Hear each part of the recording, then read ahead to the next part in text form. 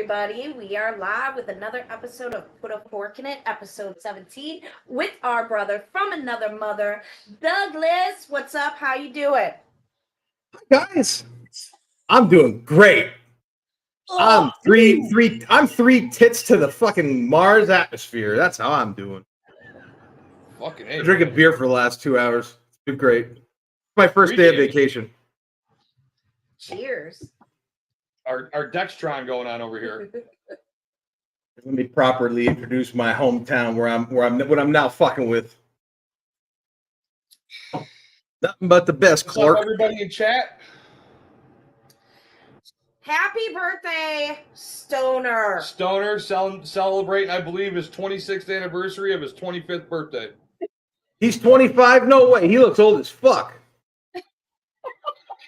That dude looks like he's in his 50s. Are you kidding me? Like, he looks like an old hippie, like a dude that got lost at a Grateful Dead concert in Nyack.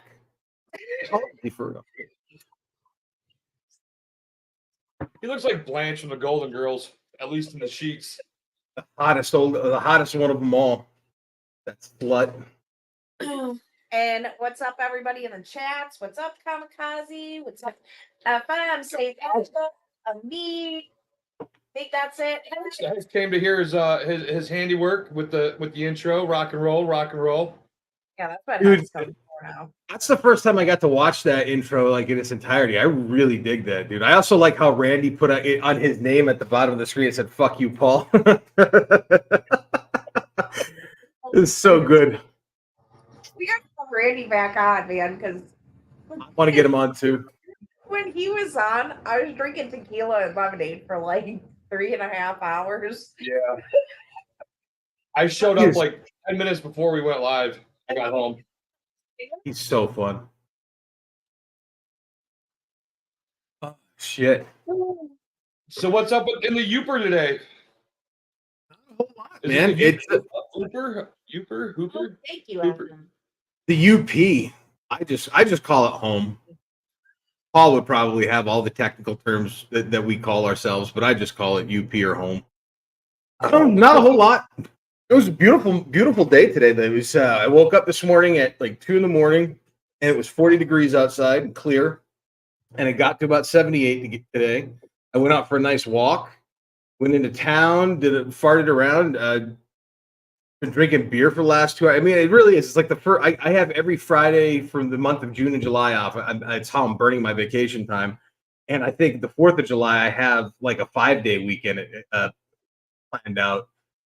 But yeah, like this is just like something I've been looking forward to all year, man. Just like getting the fuck off from work on beautiful days like today, and yeah, I live for it, dude. It's like an excuse to just get fucked up, day drinking, and appreciate life because you don't get it forever.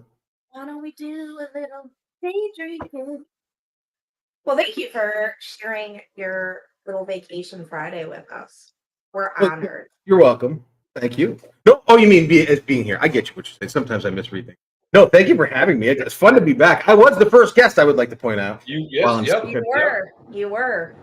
But I love you too. I'm happy to be here, and I like how everything's changed. I like how you got a dope theme song that Hex wrote. I like the intro. I like the background. Your show rocks. It's looking dope. Yeah, we just show up. That's all you have to do, man. What Wayne Gretzky used to say? You miss 100%. I'm sorry. Press buttons. I'm sorry. Must be nice. Oh wow, she's treating you like Paul treats me, man. How's that feel? Yeah, but we're like next to each other. Sometimes I wish he was next to me so I could back at him sometimes. Sharon got me yelled at by Alice today. Ooh, I thought I pissed Alice off this morning. The way you responded to that tweet I wrote about pointing out that your husband you're like, well, you just let her have her moment. I'm like, oh my god, is she really mad? Like that's how I took it. And then I sobered up and I'm like, give me a fucking break. I do my thing too. Like he won't know if I'm really mad about something or not. I was telling Gus about that last week because I was really mad at Adam for blowing stuff up in the yard, and he was like, I can't really tell like how mad you are right now. I can't really tell if you're being serious or not. And I'm just staring at him like, dude. Yeah, my buddy brought over a quarter stick this past weekend, and I just went in the middle of my backyard and lit it. I don't blame you. I would have done the exact same thing. I mean, what else would you do in a situation like that? That's a Napoleon Dynamite no-brainer. I mean, and I told her, I was like, sometimes it's better to beg for forgiveness than ask for permission. And that was definitely Forgiveness, one of those occasions. forgiveness is divine. Oh, what was I forget this. Never mind. Wow. I agree with you.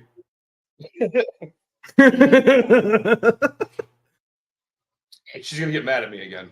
Hey, Alice, pull your attitude out of your ass. Remember you're doing a show and have fucking fun. She's gonna pull her attitude out of her ass, tape it to her foot, and then put it up my ass. Oh man, I hope that doesn't happen. But if it does, I hope it happens while I'm here so I can see it live. Will you wipe it for me, Doug? I would. Well, I'm getting to the point where I probably would. Like you guys, I consider pretty close to family, and I do that for fam. I do that. I'd don't wipe do it your for ass, everybody. Doug. I would. I wipe my dad's ass. I'll wipe your ass. You know why I don't have a You know problem with what? it? I'd wipe who's all in chat right now. I'd wipe most of your guys' ass if you really needed it. I'd for sure wipe Hex's ass because I'd be fascinated to see the color pattern. But I wipe my own ass. I wipe my own ass. I wipe my own ass. God, I haven't seen Big Daddy in forever. That's a great Adam Sandler movie. Probably one of the last, one of his last good ones. You know, I'm not a real big fan of. Oh, dude, things. I love a lot of his recent things. I like Hubie Halloween. I like Don't Mess with the Zohan. Don't Mess with the Zohan is an underrated gem. I'll tell you what, if you've never seen That's My Boy with him and Andy Samberg, maybe Paul will back me up on this. It may be one of the funniest movies I've ever seen in my life. There's so much fucked up shit that happens in that movie. You have to see it for yourself. Fuck, what was I going to say about what? We were talking about wiping asses and shit like that. And I think this morning, I think you were like trying to shame me for it in Twitter or fuck with me. And I was thinking about it all day. Oh, I didn't take it seriously, but I was thinking about it all day. I'm like, I know a lot of people do have hang-ups about shit like that. Like people get weirded out. Like I'll never do that for anybody. I don't like getting my own poop on my fingers when I wipe my own ass. I don't want to get your poop on my fingers wiping your ass. Dude, I do it every morning, whether I like it or not. That's why I keep my nails trimmed, dude. Yeah, that's what.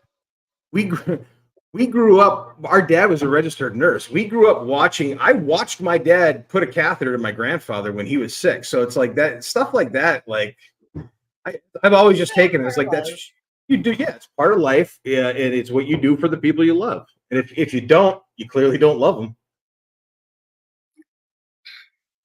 Anyway, I'm going to let you guys host your show. The funny thing is when I first read that or saw that tweet, I was actually doing my morning constitutional. And I'm like, first of all, it's whipped. I whipped this up. No, I meant wiped. 8 Eastern. And most importantly, I ain't wiping nothing. Dude, I've been up since 2 a.m. at that point. I had taken edibles. I had done a few bong rips. I've been watching all the Captain America movies. Like, I didn't know what time was what. I legitimately thought it was like whatever time I said it was, but it is what it is. It was about an hour before I got up. And I got up a little late this morning, but it's been a packed week. Well, my day started off pretty normal. Yes, how was your day, Alice? And then on my picture thing on my phone, the memory of being at the ER because Adam had drilled his nose into my eyeball at a Dirks Bentley concert. And I was like, that's funny. Let me post it on Twitter. So I posted on Twitter and I say, I hope this doesn't happen at Matchbox 20. Sharon had to put and I tagged Shannon. Matchbox You mean Shannon? 20. No, I said it right. I tagged Matchbox Queen. 20. And then somehow Adam and Shannon start going back and forth, and I'm laughing at it. And then like Matchbox 20 lyrics are getting thrown in, and I'm laughing. And then I'm like, dude, I totally fucking tagged Matchbox 20 in this. Like, Shannon and I were just talking shit back and forth for like 2 hours. Like, so I'm like, if by chance they do see this, like, they're like gonna be like, what the fuck? Because there's gonna be like all these mentions And it's gonna be all Just my degenerate fucking friends. So I text plural, Adam. Sharon. She's talking about you too. Is Not Sharon in just me. chat? I'm only in Rumble chat. I'm not in YouTube chat. It's probably cool She people. was. She was. She wasn't sure if she was gonna make it. She's really sick. She was back at the doctor today. Oh. So I text Adam and I was like, well, I guess there goes any of the hopes and dreams I had that maybe I could, tweet out to them again and try and get them to sing our song, which is me and my dad's song. I was like, so like all those hopes and dreams are crushed. And I'm like, because there was a line and you just had to cross it, didn't you, Adam? You just had to cross it. But you know what? If they did come across that, like Rob Thomas always talks about how like fucked up people are in the head, and we're all fucked up in the head. I love all my fucked up in the head degenerate friends. You guys are the best, and you always make me laugh. I love you too. Oh, there's my baby girl. I mentioned this, but we're going to see my baby girl 20 next week. I wanna push you around. I like Matchbox 20. I think you're worried about it too much though, because I don't think they actually check their Twitter. If I had to guess, a band like Matchbox 20 probably has some intern assistant. I think so. There's the band Twitter, and then there's all their separate Twitters, and I think they run their separate Twitters, but their band Twitter is probably the way it looks to me by what they tweet out is probably somebody they just hired to post like promotional shit and stuff like that. But get tagged in like bullshit threads. But whatever intern looked at that, like you're probably taking a shit laughing. I'm sure they see worse. Fucked up. I'm sure they've seen way worse. They've definitely seen way worse because it was just like her tweet and then me and Shannon just talking shit. It was you guys and I would have been great friends in my mid 20s, early to mid 20s. I worked at a rock station in Southwest Florida, and I would say 98 or 99. No, I would say 2000, 2001. I'm sorry, is when they started performing. It was called 99X, 99.3 FM, 99X Extreme Rock. And we would play like all the hits that like we're talking about now, like Matchbox 20, Red Hot Chili Peppers, all the shit of the day, Foo Fighters. And we started putting on concerts. It was that. We did X Fest one year, and that it was our first music fest where they booked Flyleaf, Seven Dust, a couple other bands I can't think of off the top of my head, but it eventually spitballed into like this giant music fest where like I would see Sum 41 and Disturbed played, Alien Ant Farm played, Sum 41. Yeah, like Queen. Here's your Queen. Oh, yeah, such a great. It's true. I was on the radio from 99 to 2003, and then I think in late 2000s I worked for another rock station briefly. But like I used to love radio. I grew up in the era of like Howard Stern and terrestrial radio, where you had cassette tapes and you had the radio. Yeah. And that was my life, and that was everything. And I don't. What's that? I have a song about like the love of radio and the radio, growing up with radio. Matchbox 20. Matchbox 20. Remember getting like blank tape from like the drugstore or whatever, and fucking making a mixtape. Memorex. All about that at one of the Matchbox stations. The last time I gave effort into pursuing a woman to show her how much I liked her was when CDs were a thing, and I made this girl a mix CD like of how she made me feel like through songs. I'm sure she threw it away, but like I miss those days of making mixtapes, like blending cassette tapes with songs and shit and CDs.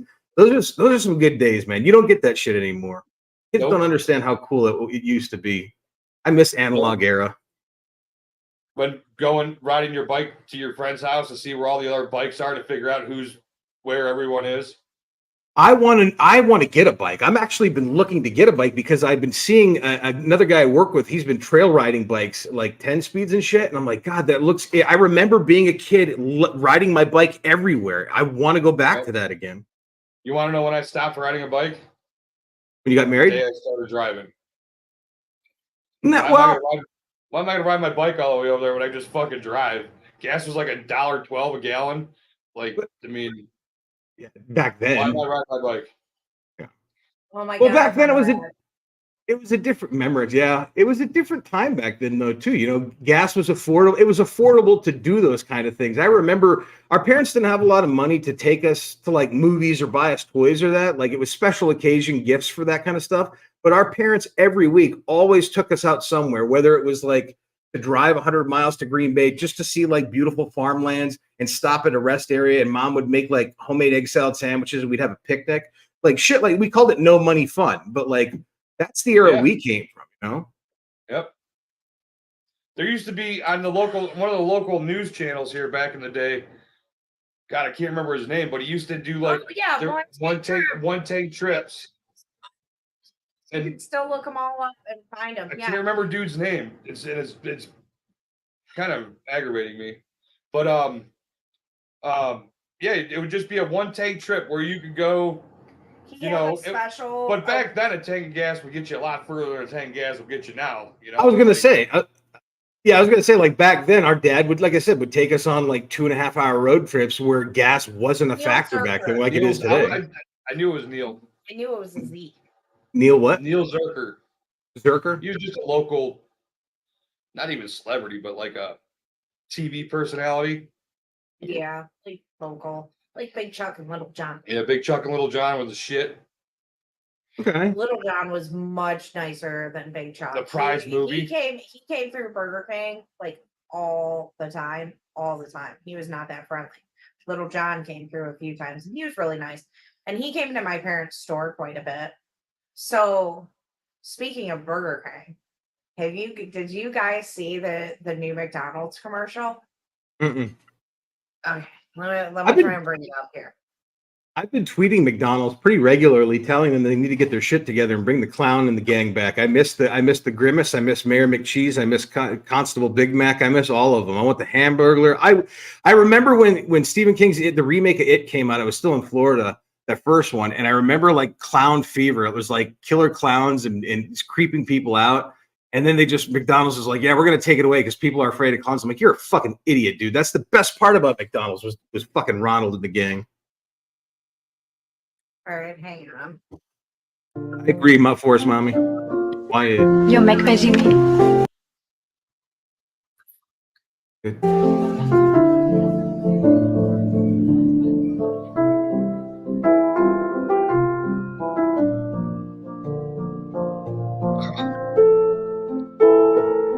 That was way cooler than this dude, though. A lot can happen at 179. What the fuck? Yo mec vas-y. McDonald's? Is it McDonald's India? So No, I think that's Detroit. So all these Dearborn. all these women are hating on it. They're like, Why? oh, you're Because they're white bitches. You're giving men the excuse to hit on women, and there's women in the comments that are like, it's bad enough being a fast food worker and you get hit on all the time. And it's like, yeah, like Being a stripper. okay. Anyways, yeah. So I worked in fast food, worked at a car wash. Dude, I got hit on all the fucking time by all different types. It's okay for women to look at men like pieces of meat. I don't even know what I'm going to say. Yeah, Paul. So here's my thing. I know it just, ladies, it just must be so hard to be working at a job, making minimum wage, and having your pick of the litter hitting on you every fucking day. You girls are stupid. I married that customer, and now I don't got to serve your greasy fucking fries anymore. So who's stupid? But that's the youth of America, though, too. You got to take. It's just something I see. Like 40. What's that? These women are like 40. Dude, I get it. Oh. Here's the thing. Well, I'm you hearing don't echo even now. have to be that hot of a chick to get hit on all the time. I don't think I'm the hottest chick. Even back in the day when I worked out and all the time and I was thinner and all that other stuff, I had more money to spend on my looks and everything. Still don't think I was so incredibly hot, but still, you don't have to be that good looking and men are gonna hit on you. Like, and I don't even care how horrible this sounds. Like, I literally had my pick, and I picked the guy that I had a connection with and chemistry with. Even one of the girls I worked with said Adam and I should get married because we have the same humor. This is before we even dated or anything. We would just talk when he would come in. Like, pick one. Just fucking pick one. And then to serve other, you can just be on. You can just serve him. Guess what? And you know what else is funny about that? So the other day, I woke up, I was having female issues, and then I went and I laid on the couch. I laid on the couch for a little bit. I was hurting. I was in a lot of pain. It did not feel good. And I'm just like, God damn, dude. I remember the days where I would have to get up at 4:30 in the morning and go to fucking Burger King and open fucking Burger King when I felt like this. And you know what? I don't have to do that anymore. I just get to go back to bed. Because I wake her up and say, honey, I'm leaving. You can go back to bed. I do. I do really know.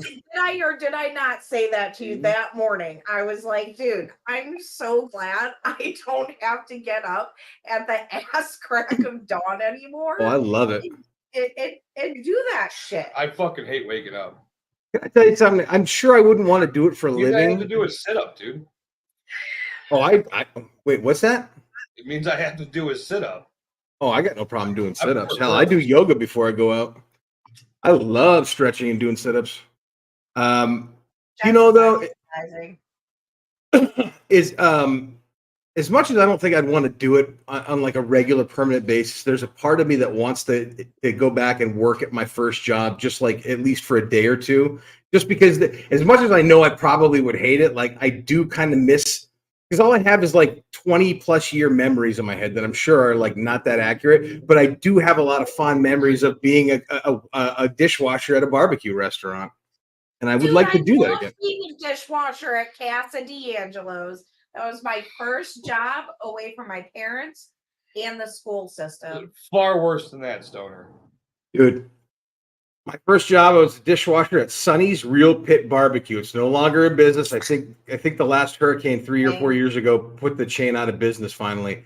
But when I moved to Florida in '96, the day we moved into our house, my dad, the next morning when I woke up, my dad said, "You're 16 now. Leave this house and find a job and don't come back until you have one." And I remember walking through the neighborhood, and this is the first time like I got transported into a multicultural melting pot. I was just around white people my entire life. And I didn't realize that there were differences between Yooper hillbilly people like us and Southern rednecks. And so I was always trained to think that like rednecks were idiots and fools and you should steer clear of them. And there was this barbecue restaurant that just screamed Redneckville. And I veered cleared as I was looking for, I went to gas stations, I went to a grocery store, I went to Hardee's, Taco Bell. Nobody would hire me. I finally came to the barbecue place as a last resort, and they hired me on the spot, and I worked there for like 6 years. And it was not only one of the best jobs of my life, I got free fucking food. Like, this is during an era where, like, if you worked overtime, they paid you under the counter tax free. They fed you for free. They gave you benefit. They let you smoke in the building. I got my first hand job behind that building from a waitress, dude. Like, it was, I would love to go back and relive that summer, that first summer working there. It was the best. It really was the best. Hand job.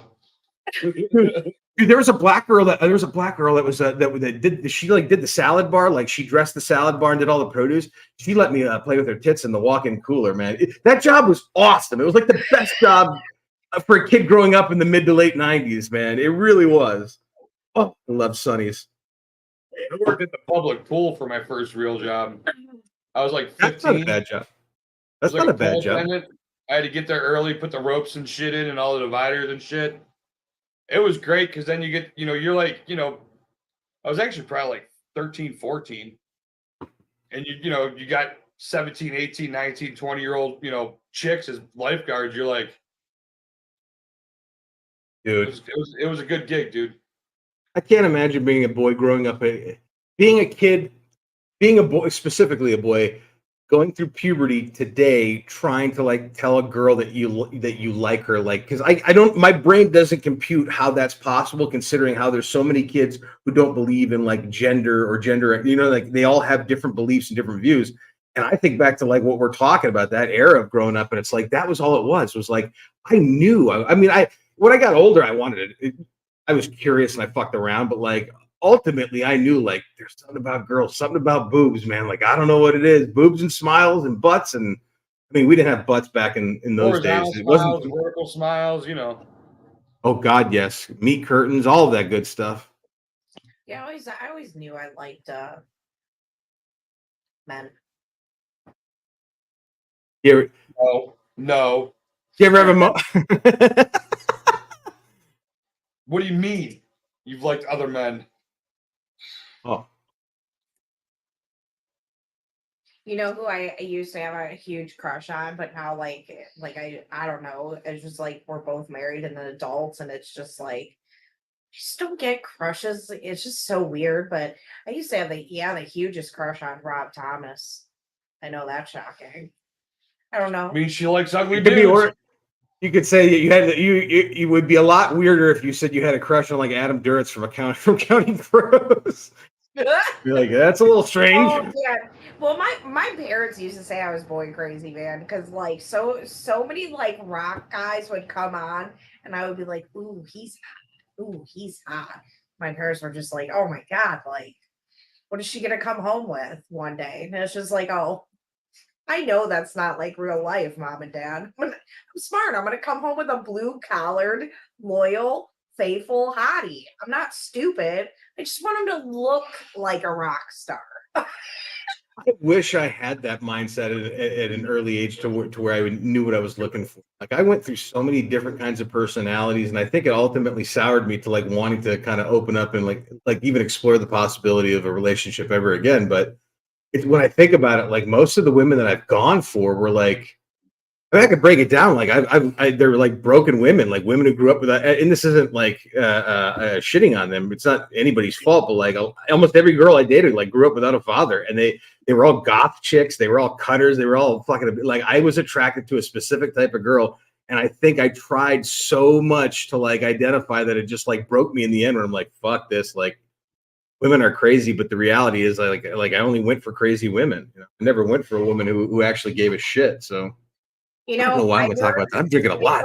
I heard a really funny phrase, and it came from a woman, so it made it even Sounds made up. Then. funnier. But she was like, "Listen, there's women who are crazy, and there's women that have crazy moments. You have to, it's almost like there's women who are bi. You just have to figure out if it's sexual or mental or whatever. Bisexual But or yeah, like I mean, Or especially like I mean, and it's even with me. Like I had a pretty like from outside looking in, except for my dad being sick. They had like this good life, mom and dad are together. I have a lot of family I can look up to, like I have the good uncles, the good aunts, that are honorable people and shit like that. But like, a lot of fucked up shit happened to me.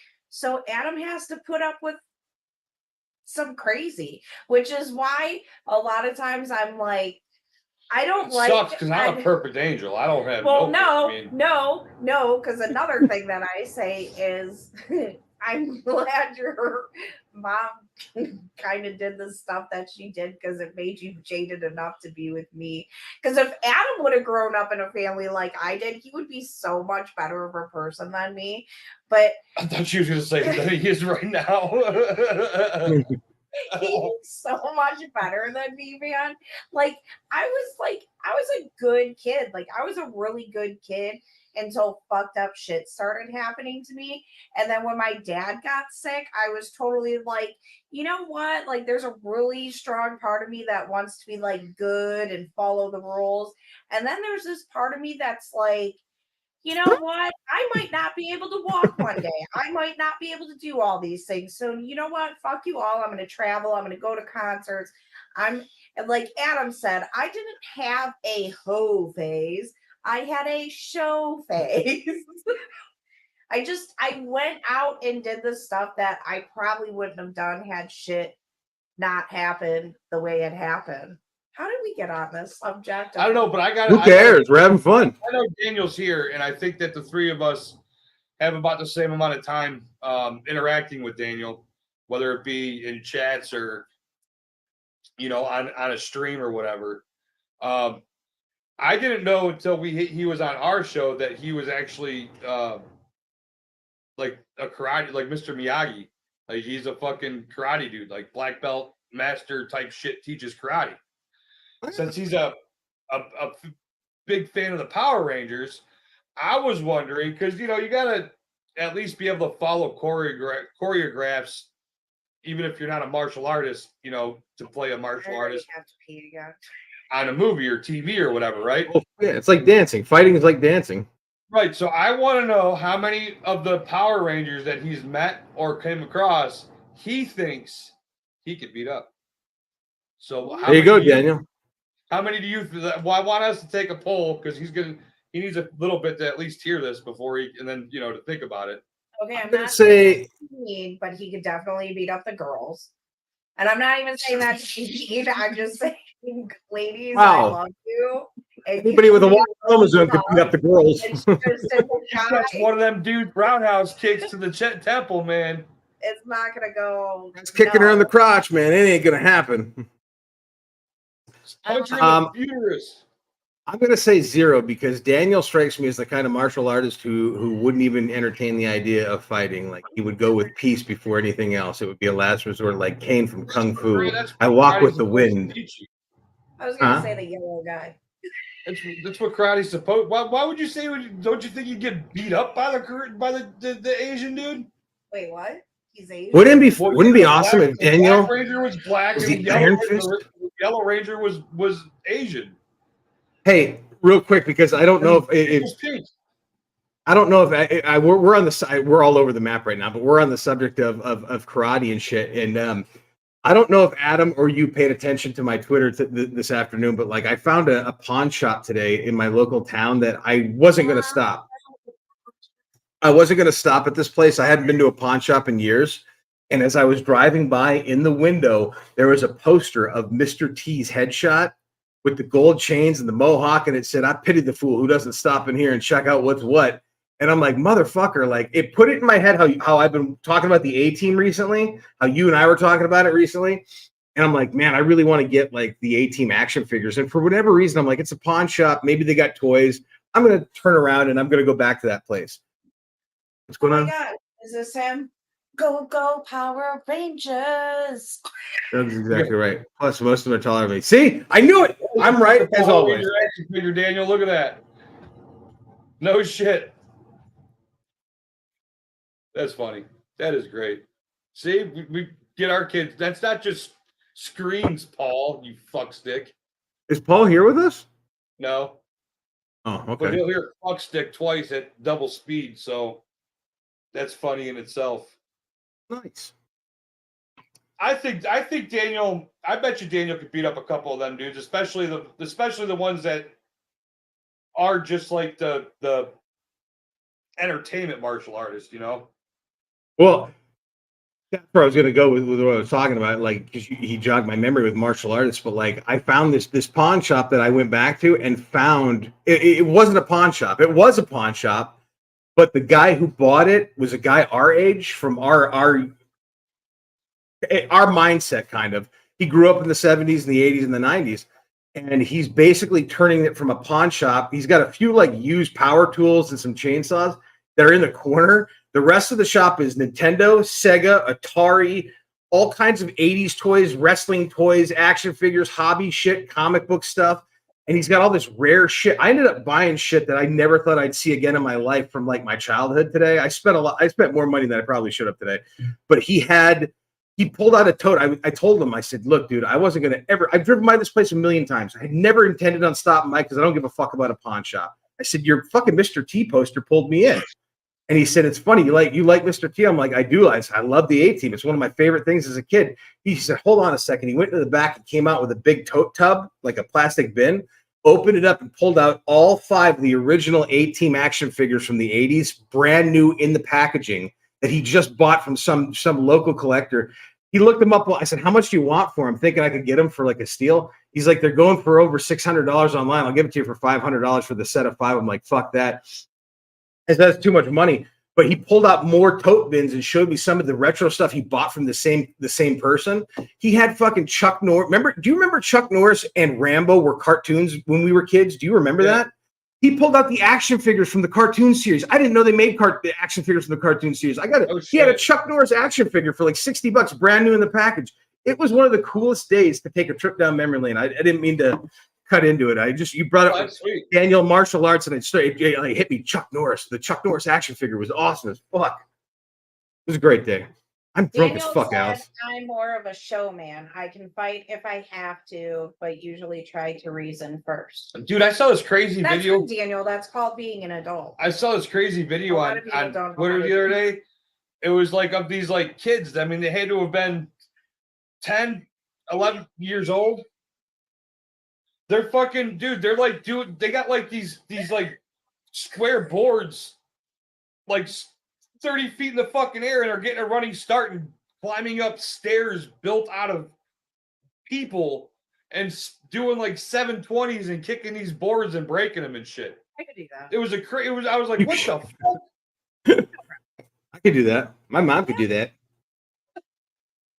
Here, you want to come say hi? Oh my God, is that my favorite dog? Is that one of my favorite dogs? Oh, yeah, beautiful chocolate dog.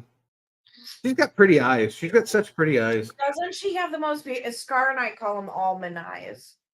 She's got pretty eyes. So beautiful. I miss her, though. She's a sweet pea. I miss Paul's dogs. I haven't seen them in a while. I got to go bring him money for my phone bill. I may do that next weekend. Stop to see the puppies. That's the only reason I want to go to Paul's house. I want to see his dogs. Yeah, fuck him. Actually, you really, not just the dogs, you would have a blast out in Paul's area. Like, we'd get you out on the 4-wheelers and take you out all over the place on trails and stuff. You'd have a blast out here.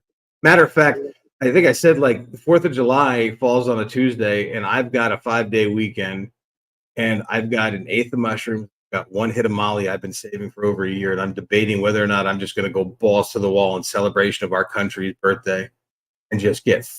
You'll be watching a documentary. I will be. Oh.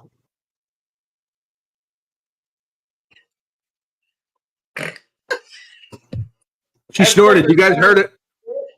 You got giggling and snorting Alice. Snorted. 38 like a pig. 39 minutes in. I'm so happy though. Like, I'm so happy. Like, ever since Tuesday, once we got to the 1 week mark of Matchbox 20, man, I'm so excited. It's like, I can't wait to go to a concert, but it's Matchbox fucking 20. And you know what I really hate? So Mosh pit's gonna be sick. It's gonna be insane. I'm gonna tear it up. I wanna push you around. Start slamming into people. That would be the song that you start a mosh pit to. So one time I said I might have to try that. On social. Something tells me I think I'd have a good shot, pretty good shot of running that mosh pit. Some 65-year-old lady. What are you doing? So I said one time on social media, I was like, Matchbox 20 is one of the best live shows I've ever seen. This fucking boomer comes in, you want to see a lot of good live shows, and it's like, I'm about to make you sit your ass down. I've seen Pink Floyd, I've seen George Strait, I've seen Foreigner, I've seen Kiss, I've seen Def Leppard, I've seen. You saw George Strait? Huh? You seen George Strait? Can I tell you, it's on HBO.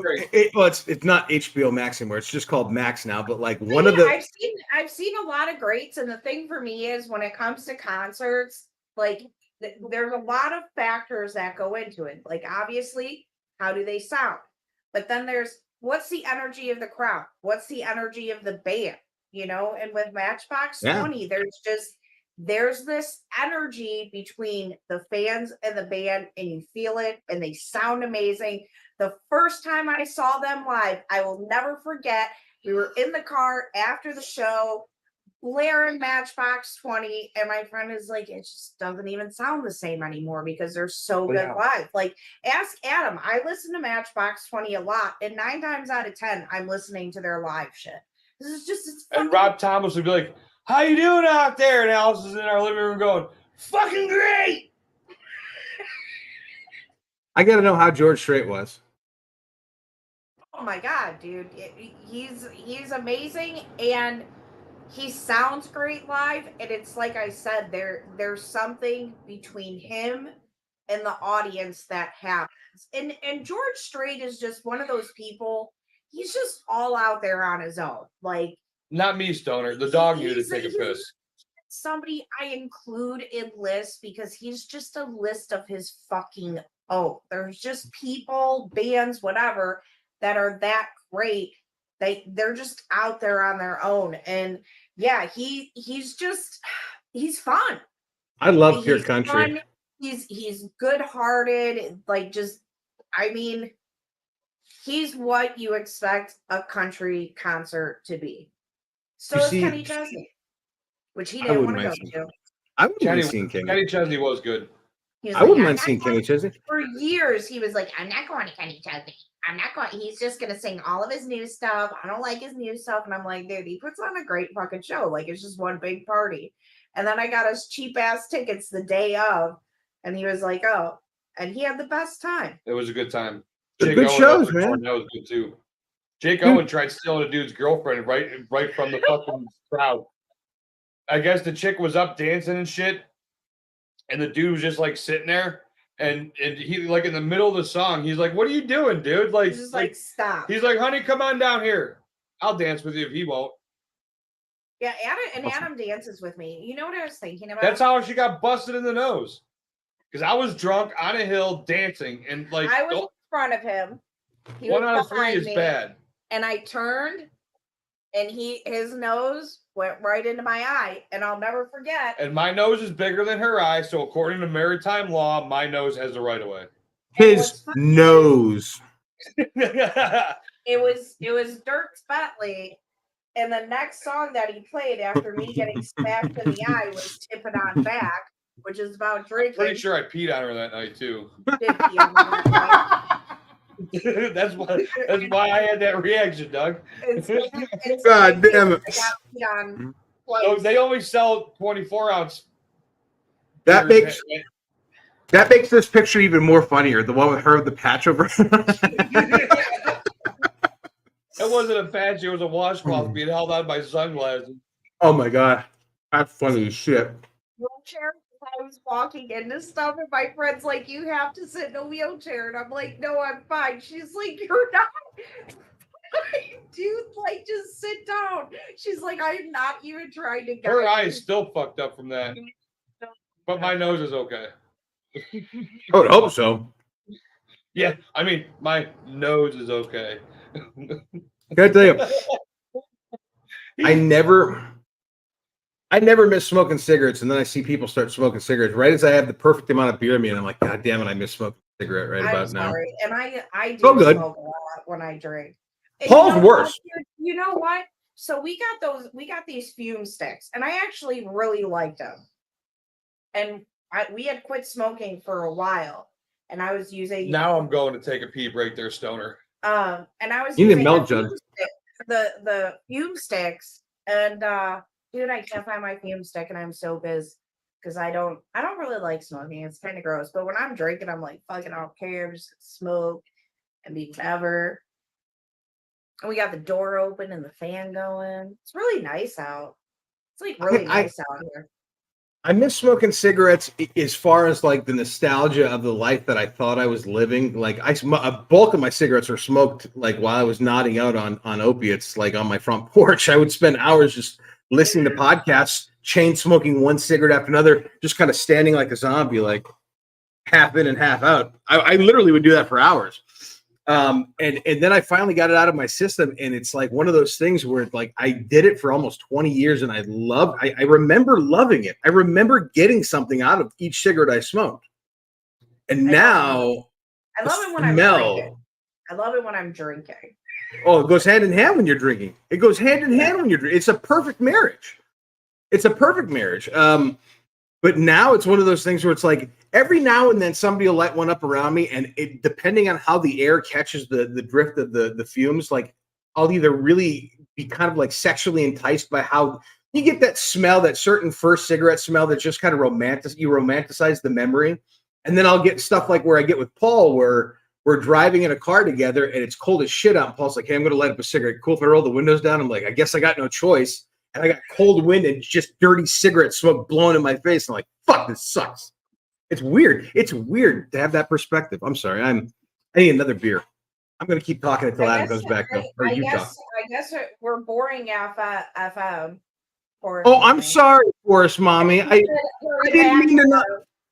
If you want, you can come on and we'll do a 10-hour. I'm just kidding, because that's Paul's gonna be like, I knew he's mad about the 10-hour thing. I knew it. I'm just fucking with you. I'm just joking. Jess is always welcome. She has FM has an always open invite on Put a Fork in It or the Forkey Lounge. I need to start doing more shows in the Forkey Lounge.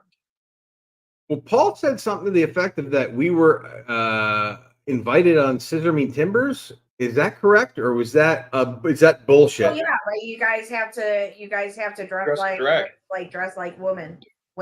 I'll totally do that shit. Are you fucking? Oh, big fucking deal. I've got a dress in the next room. I'll go put on right now. Not what you want me to. Never mind. This is like the dream come true. I'll put fishnets on and a garter belt. I'll get a wig. Hey, I will put a wig on. I've worn a garter belt before. I hope so. Dude, you're married. As long as you've been married, I would hope that you've at least tried a strap on at least once in your marriage to spice things up.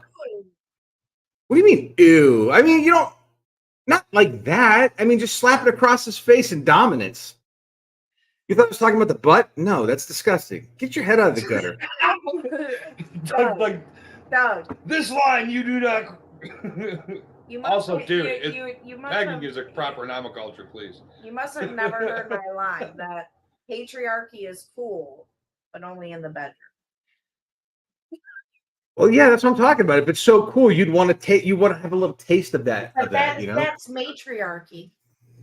No, patriarchy is slapping your dick across everything in dominance. That's patriarchy. That's why you put a strap on and slap it across your husband's face in dominance. No, that's dominance. It's not gross. It's showing your dominance. It's like pissing in somebody's face. What? You've never done that before? Why is your audio out? Are you guys laughing at me from some private chat that just showed up that I can't see?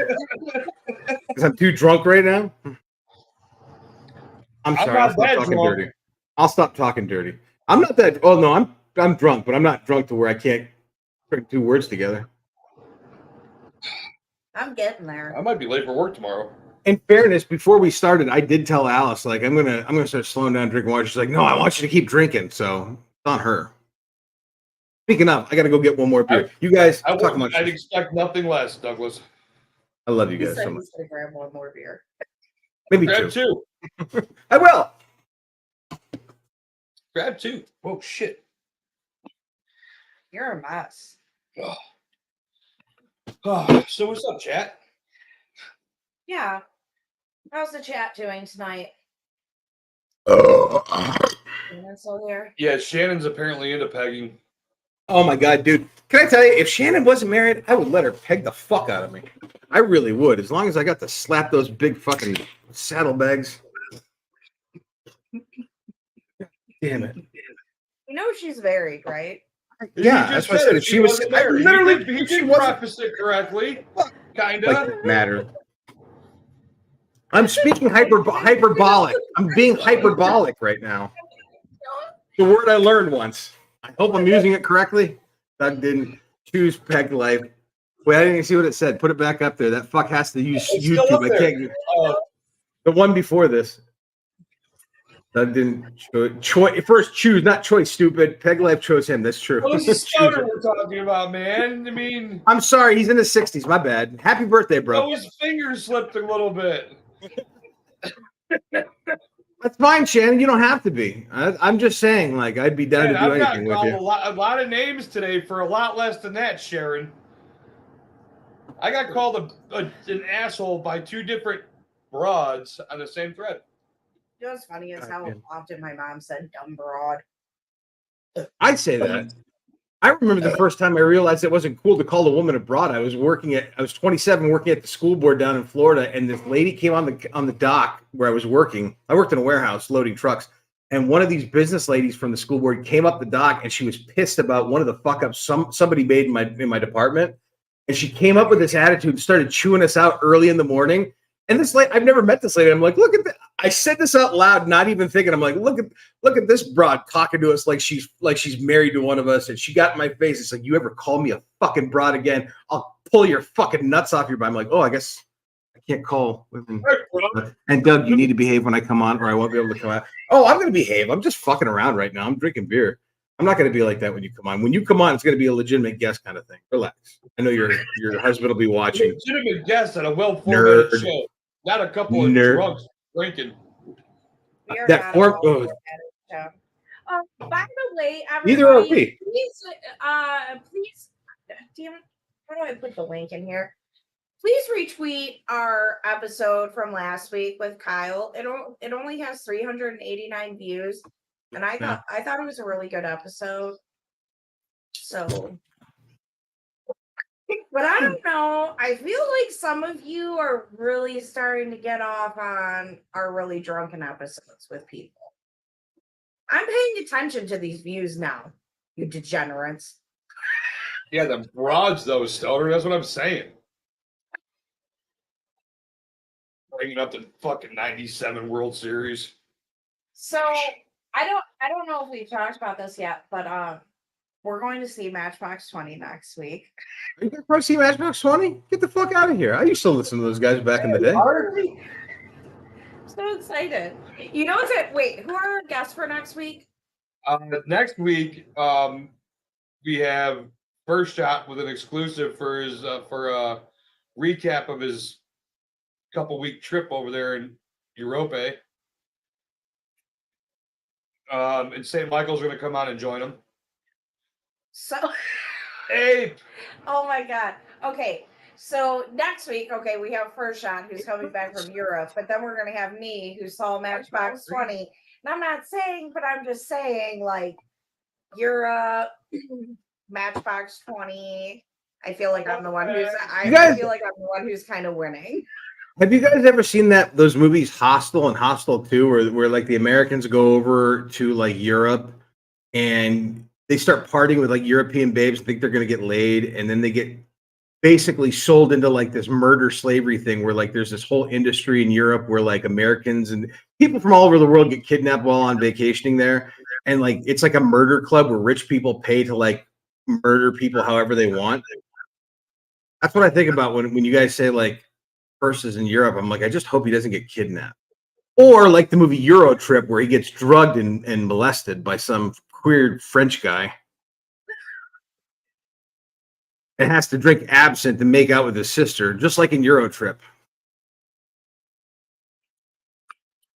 So Rumble chat, I can't see you anymore because the monitor just like went off. What happened in Rumble chat? What'd you say? The monitor just went off. Oh, on your computer. Okay. Well, I can still see you. Armed Ape, it's good to see you, man. I fucking sucks that goddamn South African fucking suspended you. Piece of shit. We're all fighting for you. Ape, we need to get you back on. Dougie, you want to come on an episode with Ape from one of your Fridays? I would love to. I would absolutely love to. I love Ape, man. He's one of my favorite people. I can't see the chat, but would you be down? Ape so far says, yo, what up, y'all? Are you a travel agent, Doug? No. Forrest Wobby says, hi, Ape. I love you. Armed Ape says, appreciate it. Forrest Wobby says, yeah, we got to do an FMU stream with Ape too. Armed Ape says, hell yeah, I'll do that, Alice. Forrest Wobby says, Ape back on here soon too. We just talked about it, and Doug wants to, one of his Fridays off, schedule him and Ape to wants come to. on. You guys heard she said Doug wants. You just asked me to be on there. She said Doug wants. You heard that, right? Yeah, everybody go watch Ape's video. I think he just put one out on YouTube. It's not on Rumble yet. I haven't gotten there so far. So yeah, next week we have Fucking jeez. and St. Michael. And then- They're going to want to talk about Europe, but like I said, we're going to Matchbox 20 next week. So I mean, who do you think can I have the better stories to tell here? We ain't spooning for shit, Sharon. What do you? I'm a married man. And then I don't know what to tell you. and then the week after that we have steak up. Yeah, each thing coming on in 2 weeks. We should see if Paul wants to come on with steak because he loves steak. Steak's a cool chick. She doesn't follow me and I don't follow her, but I watched her on the streams you guys have done and she seems interesting. She seems cool as fuck. She is cool. I'm trying to like we're trying to get like no. Just good people, fun people. It's about people hanging out, getting together. Trying to get Robbie the Fire in the Forkey Lounge. Chips, dips, dorks. I get it. A little drinks, a little dancing. What do you mean? We don't have a toilet down here. There's a toilet down. Oh, You gonna take a shit, Alice? No, I just keep having to pee and it's not dark yet. I got you. not dark Gotcha. enough yet. I'm amazed that I've been shitting.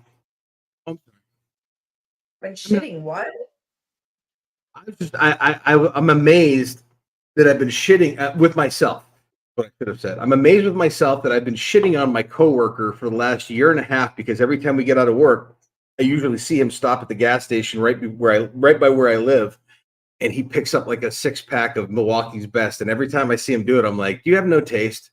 Are you such a piece of shit? You can't splurge to get like at least a Miller Lite, light and cold beer." And it's what I was gonna say is I was at Walmart today looking at beer and I was gonna get a 30-pack of Busch Light. It was like $19. Lattes.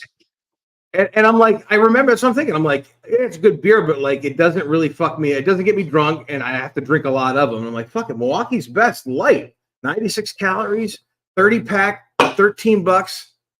I gotta stop shitting on people for what they drink, dude. I really do. Like, this is not a bad beer. It's not a great beer, but it's not a bad beer. I could drink anything domestic, light and cold. I like yellow piss beer. I can't be drinking that fucking weird shit St. Michael drinks. What It's like drinking. I mean, if I'm gonna drink that stuff, I'll just have like a White Russian or something. What does he drink? I don't know what he drinks. Like IPAs and Oh, those kinds of beers. He's yeah, like, I don't "My like beer that shit." is 10.9.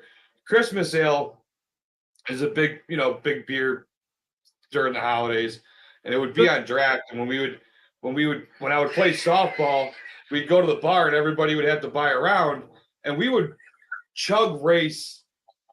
Look at Adam's face.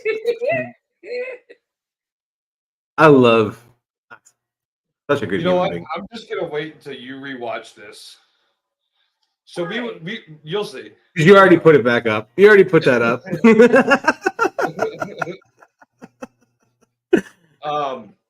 We would like chug race with Christmas ale. And I mean, it's not. It's I don't even know what the alcohol percentage is on it, but that shit is like nasty.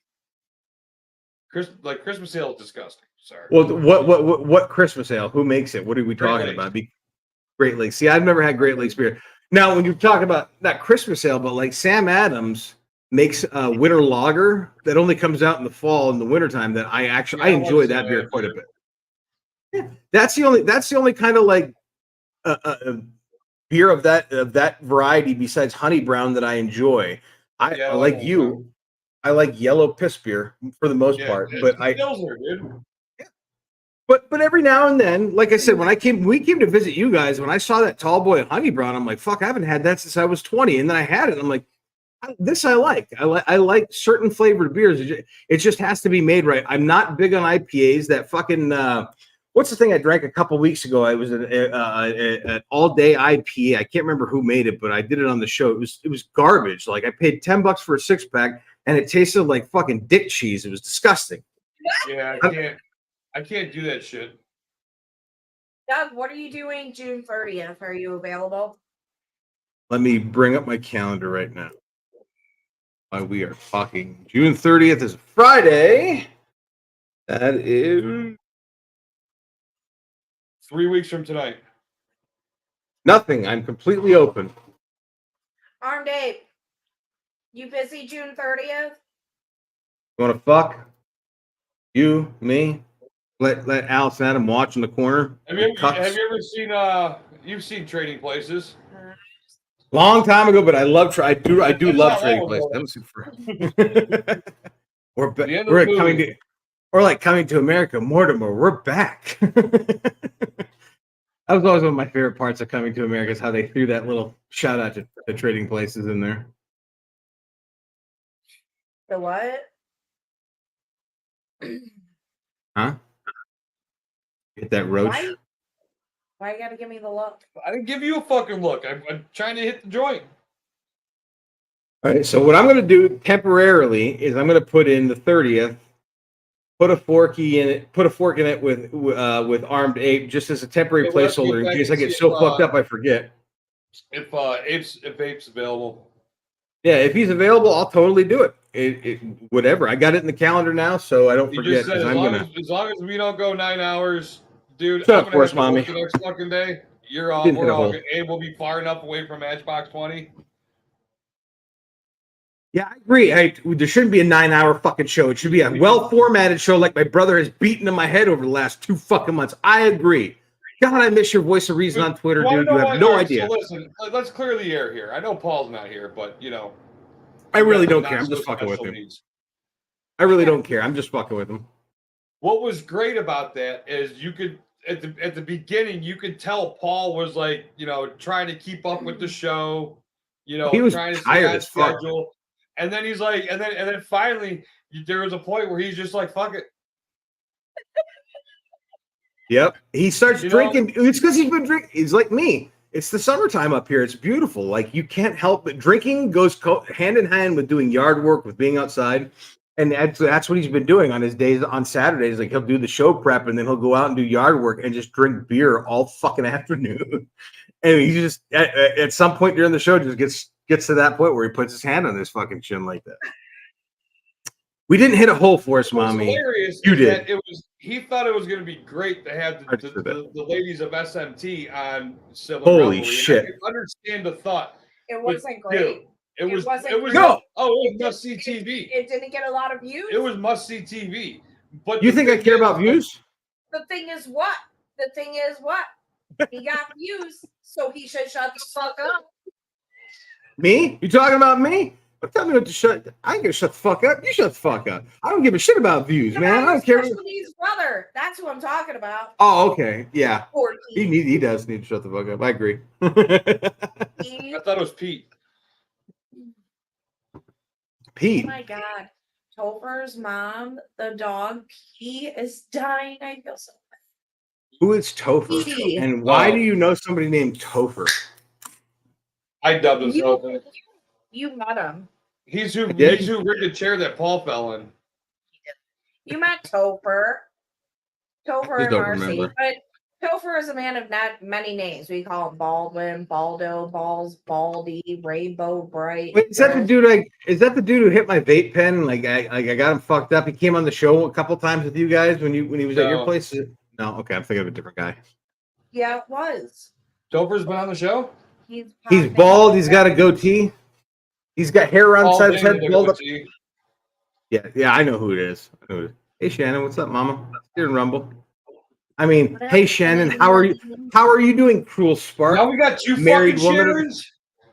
Sharons. Dude, don't talk shit about her, man. Everybody wants to worry about her. All right, you guys don't need to worry about her. She's probably the safest woman on the planet. Who, Alice? Me, on the other hand, I'm not worried about either of you. Pray for me. I love both of you. I really do feel like as I get older, it's weird how I start to respect the idea of religion or the idea of spiritualism, I guess, even more. And I truly do feel fortunate that I met you guys, that I met Jess, that I met everybody that we've met doing this show. It's an interesting feeling. It's not something I'm certainly not used to. I'm a very self-loathing, hate myself type of person. So I take compliments in a very weird way. But at the same time, it's something I look forward to, seeing you guys, talking to you guys. So thank you. I'm fucked up. I don't know what I'm talking about. Every Saturday, one of our device, at least one device in our house, has you guys on. I appreciate that. That's very fucking sweet, man. There's times It is nice to know. on her shit, and I'll be watching on my shit. But like Saturday nights is a lot of times like the only like full night that I can spend with my kids. You know what I mean? So like, I get it. Where I might not have, I might be tired, but I don't necessarily have to worry about getting up, at 6 o'clock the next morning. So I let them. I try to let them do their thing. And if my daughter wants to watch a movie with me, I will drop almost anything that I'm doing and go sit down and watch a movie with her. I asked her if she wanted to watch a movie the other day. I asked her if she wanted to watch Pirates of the Caribbean. That's the first one, Curse of the Black Pearl. I love that fucking movie. Yeah, I wanted to start at the beginning of it.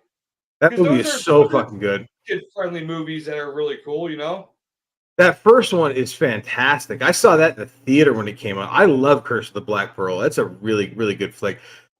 I think that's a great idea, and it just occurred to me as we're talking about this. Now that I'm on like my Friday vacations for the month of June and July, this is the perfect time for all of us to get together and do the podcast that I've been talking about.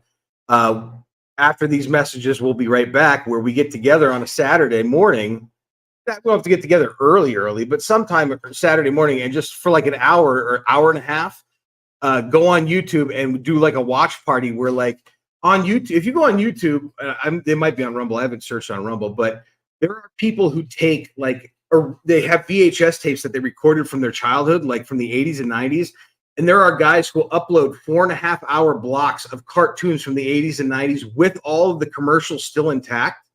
And I had this idea, how awesome would it be to have a show like maybe once a week, once a month, whenever people can get together, where for like an hour and a half, we sit down on a Saturday morning, like around 9 or 10, have a bowl of cereal and just watch cartoons from our childhood, like Transformers, He-Man.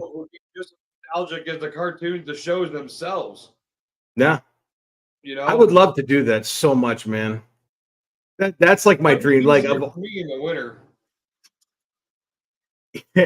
Actually, if this day shift job that I'm supposedly getting come fall works out, it'll be easier for me too, because I'll be on day shifts and I can do that. I can pull off a good Saturday. Oh, that doesn't matter now, I guess. The Goldbergs, that show with the home footage is so badass. I've never actually watched. It was, how like Blair Witch Project was filmed like allegedly, from a camcorder, like live home footage kind of shit. That show was like filmed like that.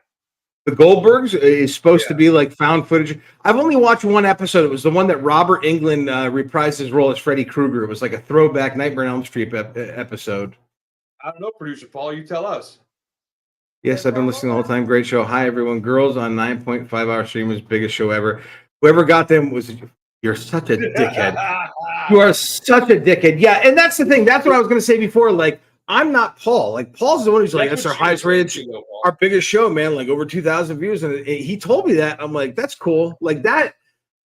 It's weird for me. It's weird for me that many people, like that's why I don't give it no mind. I don't pay it no attention, because to me, the idea that 2,000 people wanted to watch, never mind our bullshit, but then the following 8.5 hours that followed, like, I don't, like, it just goes over my head, because I'm so ADD and so autistic that like I can't focus on shit like that. Like, I don't think about the numbers the way Paul does.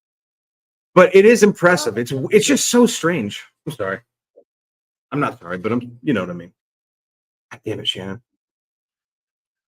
You better start drinking tequila. This is so much fun. I love you guys. When I couldn't get Pirates. Oh yes, I'm sorry. When I couldn't get Pirates, what the fuck? Put your arm around her. I drew a blank on what other kind of I need some ideas on movies, like to watch with a kid. Yeah, Dude, do you remember the movie? Do either of you remember the movie with Ethan Hawke, River Phoenix, and I forget the third kid's name from our childhood called Explorers? You remember that movie from the 80s? Okay, if you could find Google it, that's a movie to watch with Scar. It's a great 80s movie about three kids in the 80s who are just outcasts at their school. One of them is a computer nerd in the science. It's River Phoenix. It's like a young River Phoenix right before Stand By Me. And they find a tilt-a-whirl at an old garage, and they build like an actual spaceship and go out into outer space and find aliens. It's like cool. I don't know if you've ever seen the Monster Squad or shit like that, but it's like a cool 80s movie to watch with your kids. Speaking of Scar, I know she likes Beetlejuice. Has she found out or heard that they are in fact making Beetlejuice 2 now? Like, it is greenlit. It is in the process. I'm not okay with it, but I didn't know she knew. And I know she's a Beetlejuice fan, so I figured I'd bring it up like a drunken fool that I am. Yeah, but I mean, she's young. She feels like differently about that stuff than. She's not a nerd like I am. She's not like obsessed about the story. No, I mean, I don't know, dude. She's an almost 13-year-old girl. She yeah, she just, I don't know. Paul, hey Paul, do you remember when you were in the Beatles? What'd you do, bro? What'd you do? Yeah, too bad. Never mind. I ain't gonna say that's mean. Chris Farley show. Uh-huh. Part of me is just drunk enough right now to where I want to drive out to his place and just punch him in the face, give him his $40, and then drive away. About to bring up the Beatles like it's a good thing his name isn't John. Paul McCartney, you remember when you were in the Beatles? That was awesome. Beatles fucking suck, man. Do you remember when you did Wings? Cool. Remember when you lost your musical rights to Michael Jackson? Remember when your first wife died? That was fucked up.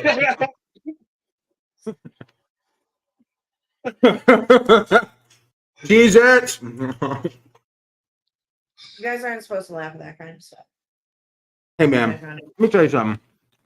Laughter is the only thing that I believe Stoner, in. that alone should make you just like jump ship to Rumble. Yeah, Stoner, you dumb poor piece of shit. You old poor piece. Get with the times, man.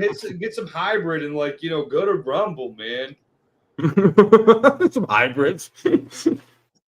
It's the Tesla of weed, man. Check the terpene levels, man. First of all, you just showed your ass. Terpene. There's no such thing as terpene levels. Terpenes are flavors, dude. So listen, the joke is, and nobody here would get it except for me and the dude I work with. His brother used to work with us, and he was Special. yes, like strange, like so strange, like remember? Have you ever seen Weeds? Yeah, I own every season on Blu-ray. It's one of my favorite shows. Or Silas, right? What's the oldest son's name? Silas. Dates the deaf chick that has awesome tits. Yeah, he banged the cheese selling mom too. Yep. Little boxes, little boxes. Family mom. But when he was That's at my that part, family mom. no shit. Little boxes made of ticky tacky So, little boxes. At that point of the show, he was like starting out as like his botanist, deal, right? Like that's what it started. Yep. That's how this dude was. He was so strangely into botanism, but wasn't Botany. good at Get you. it. So he would be reading shit on the way to a job, like, dude, these things this will get terpenes, and I'm like, dude, what the fuck are you talking about? I have no idea what you're talking about. And he's trying to grow weed and control terpene levels for whatever fucking reason. I had no idea it had anything to do with flavor. Hey, Dude, it's the most annoying shit. Because people have been wanting to hear this story, even though it's not that interesting. It's really just something that annoys the fuck out of me. But two other brothers that you worked with, and how you ruined Phil Collins and Genesis for me. Yeah, tell me the story because you're right. I didn't tell that story the last time I said I would tell that story. So here it is. I used to work with these two dudes. old little swirly 70s drug rat drunks, right? The one dude would every time. I mean, dude, this dude's like almost 70 years old, 65, 70. He's up there. So every time we'd be in a truck because he couldn't drive. So if we were together, I was driving or we were on a job, and like Phil Collins or Genesis comes on, every time. So good. So good. Did I ever tell you about the time I saw Genesis at Municipal Stadium in 1978? And I'm like, no, Cliff, tell me. Dude, like twice in a day. Like, so like I came home and I bitched to her about it. So now every time we hear a Genesis song or a Phil Collins song, I go, I ever tell you about the time I saw Genesis live at Municipal Stadium in 1978? And I get so fucking annoyed. It was 3 years dude. before I was fucking born. So fucking annoyed That's every just what. time. It's like, dude, why do you have to make me suffer because you suffer? Phil Hey, Collins Alice? is legendary. Stop ruining that shit for me. Alice, I agree with you 100%. But at the same time, you did say in front of God Almighty Himself, through sickness and health, to death do His part. Part of the gig. Far out. Far out. Far out. Dude, I got one more beer in me. I'll be right back. This is the best ever. I love you guys.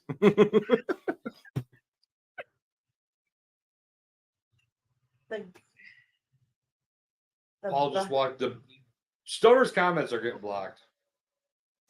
Well, I'm sorry. Oh my God, dude. I've almost drank like 16 beers. Look at you. Milwaukee's best. I'm telling you, man. That Whew. means you got like 14 more. That's cool. I'll be good for tomorrow.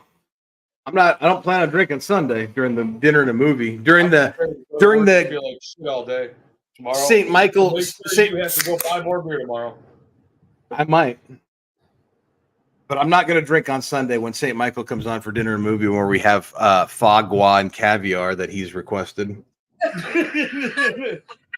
Escargot, sir. Escargot. Yeah, my bad. I forgot. Escargot. We're having duck, roast duck. Once again, we mentioned this in our private stream. I'm going to mention it again. St. Michael will be the third person on dinner in the movie, and he has been more high maintenance about it than the women. I don't even think my he's God. here to defend himself. I mean, that's his choice. He's listening. I love St. Michael so much. He is legitimately one of my people. I love St. Michael too. Hey, he's been holding down that Discord, man, and I've actually been getting on there. We've had a couple burn notice stream sessions going on. Kamikaze's been there, Amit's been there. I try watching on my way home. I haven't responded. I'm not a Discord person. I fucking hate Discord. It's when Paul and I started podcasting, it's what we used. We didn't live stream. We actually used to record like we'd go with our friends and then we would edit it and put it up on YouTube and that. But we used Discord to do the show. I fucking hated it. Every time we used it, I couldn't stand it. He invited me, he created it. I appreciate him and I love him. And he's like, I know you hate Discord. Just join, Brand. Just join, bro. And I'm like, I'll never join. Then he hit me up. We started talking about From Dusk Till Dawn, and he didn't realize that there was a TV series that, like a 3-season TV series based on the movie From Dusk Till Dawn, that is as good as the movie because it's written and made by the original creators, Robert Rodriguez. Tarantino directs an episode, I believe, in season 2. But he didn't realize that. And he's like, I might have to stream this on the Discord. So, St. Michael, I'm going to tell you this right now. If you decide to do that, there is a very strong possibility that I will join your Discord, and just so I can be a guest and watch From Dusk Till Dawn, the TV series with you, because I need an excuse to rewatch that incredible show. It's really fucking good. But I do hate Discord so much. What service is that show on? Well, it came out in 2014. And Robert Rodriguez, who co-wrote and directed From Dusk Till Dawn, as well as Once Upon a Time in Mexico with Johnny Depp and Antonio Banderas, Desperado, Once Upon I can't think of the other, El Mariachi. He did Spy Kids. He did Sin City. He created a TV network in the early 2000s. It was called El Rey, and he wanted to focus on programming that he grew up loving. He was a Mexican American. He loved El Luchador wrestling, so he had original El Luchador wrestling on his TV network, and he had an original show called Matador that was really good with Diego Luna. And then he decided to do From Dusk Till. He always had more stories in him from the Dusk Till Dawn universe that he wanted to do, but didn't have the means to do it. And when he got the network, he created a TV series, and it basically. El Rey doesn't exist anymore. You can stream the show on Vudu or Amazon Prime, but I think you got to pay for it. I think it's like $14.99 to rent it, or you can book a cruise and pay nothing. But it's 3 seasons, and it basically recreates the first movie. The first season is like a recreation of the first movie, almost word for word, shot for shot in its entirety, just with different actors. Don Johnson in the place of the U.S. Marshal, who's so good in it. Robert Patrick is the father instead of Harvey Keitel. And then there's like younger guys playing the Gecko brothers. And the guys they got to play George Clooney and Tarantino's part are fucking perfect. The show is fantastic because it just takes that first season takes the movie and then expands upon it over the next 2 seasons.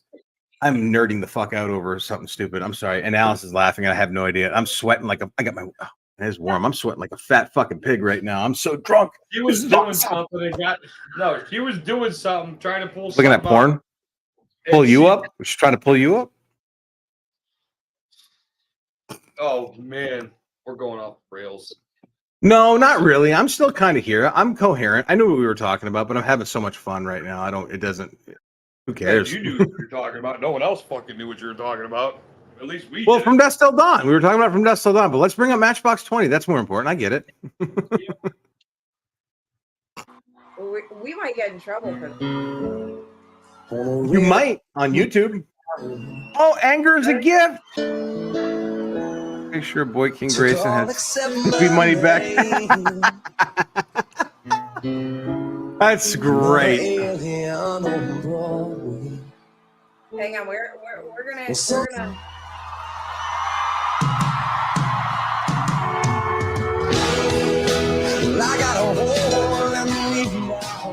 You feel that number? I do. I'm so glad I put a fresh pad in before we did the show. She keeps a picture of me in her apartment in the city. Hard Rock Live. Oh, you know that guy sprayed DNA all over some fucking lucky fan after this. Right all over her face.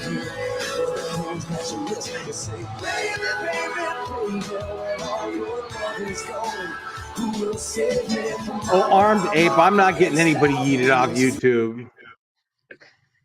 You get banned and I'm suddenly at fault. I do miss you. God, I want him to be I really do I love him. And I don't know if he doesn't know. He hasn't been on Twitter, but like we went to bat for you, dude.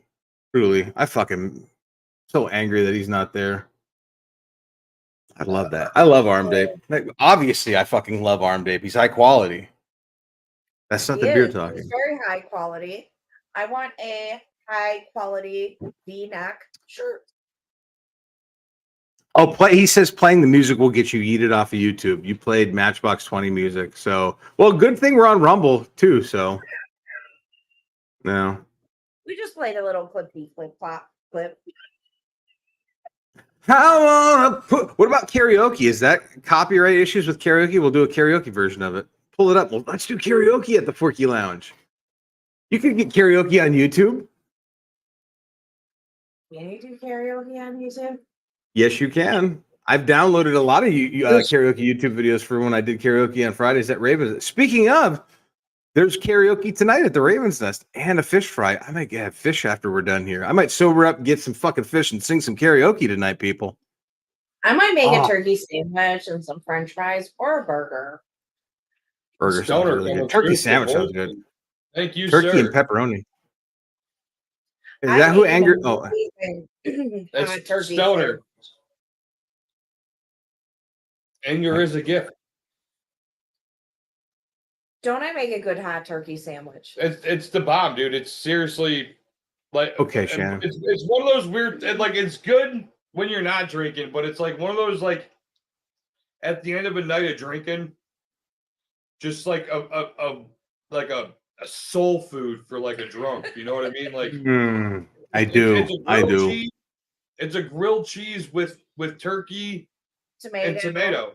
And a really, really thin layer of mayonnaise. Not a thick layer, like a thin layer of mayonnaise. You had me at hello. It's hello. Have you ever It's have a really Super good. Bird from Denny's? Or well, No, I've probably only not ever got the Dagwood when I went to Denny's. Jordans, but Yeah, they've never had George's. What's the George's? It's a local restaurant that had a similar sandwich. and they had a hot ham and cheese, and sometimes Adam would. I just love be a hot ham. He would call and be like, "Add tomato," and they would like a couple of the I will people get him some Yoo-hoo tomorrow, sir. would like lose themselves. Like, what do you Poop mean? water. add tomato? It's like you take the hot ham and cheese that you have, and you add tomato. Like somewhere between the bread, put a tomato. You just add a tomato. It's not that hard, but okay. Yeah. Have you ever had a Mater sandwich? A what? A Mater sandwich? There's a few things in the South that I've had that became like staples that I never understood anywhere else other than the South. Like in the South, I worked with a guy who used to take a bag of salted peanuts and pour them into a bottle of Coca-Cola, and he would drink them and eat them as he was drinking the soda. It's a Southern thing. Mater sandwiches is another one, same as banana sandwiches, and it's basically sliced tomatoes, thin layer mayo on white bread with salt and pepper. That's it. One of the greatest fucking combinations you could ever fucking think of. So simple, so perfect. You brought up tomato on turkey. I'll tell you what, turkey. I also like turkey and pepperoni. That's like my favorite combo on a sandwich is turkey and pepperoni. Fucking Perfect. Pepperoni. Dude, I like that. I like the spiciness. Movie. Maybe I'll pick a Trailer Park Boys movie and we'll eat pepperoni sticks. Don't fuck with me. Don't fuck. Has he contacted you about being a guest? Is that what you're thinking about? Because seriously, dude.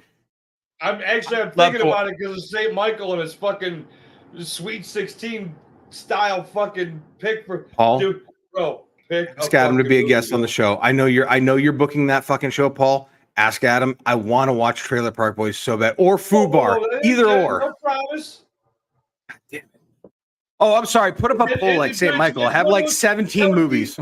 Like we talked about, dude. Well, I'm down to a couple, but like we talked. Like we talked about. Dude, don't you put your hands on that woman. Like try to correlate the meal with the movie, right? So would that not be or you could do Trailer Park Boys and say chicken tenders, the good kind, $8. You could absolutely do that. You know what? Or poutine. One because you could get like just any fried food. Because it's That's like true. bowling alleys, they have all the fried food, dude. Well, Paul and I. Man. You know what? You know what I was thinking about? I got my bowling ball. We gotta get some holes drilled in it. Yeah, I got my. So I have my Do you own now? bowling ball. My friend got me my own bowling ball I tried, man. It's just hard. Because they have carpal tunnel. And he got me my own bowling ball because I would have a hard time finding balls. Fucking Daniel, dude. Bullshit. But it's been 4 years. Bullshit. Because life turned to chaos after my dad died. I got to get my holes drilled into my ball, and I got to get some shoes because I just want to get back to bowling, man. Like I fucking love bowling, dude. I don't even care that like a lot of times I suck because sometimes I'm so fucking good at it, dude. When's the last time you went bowling?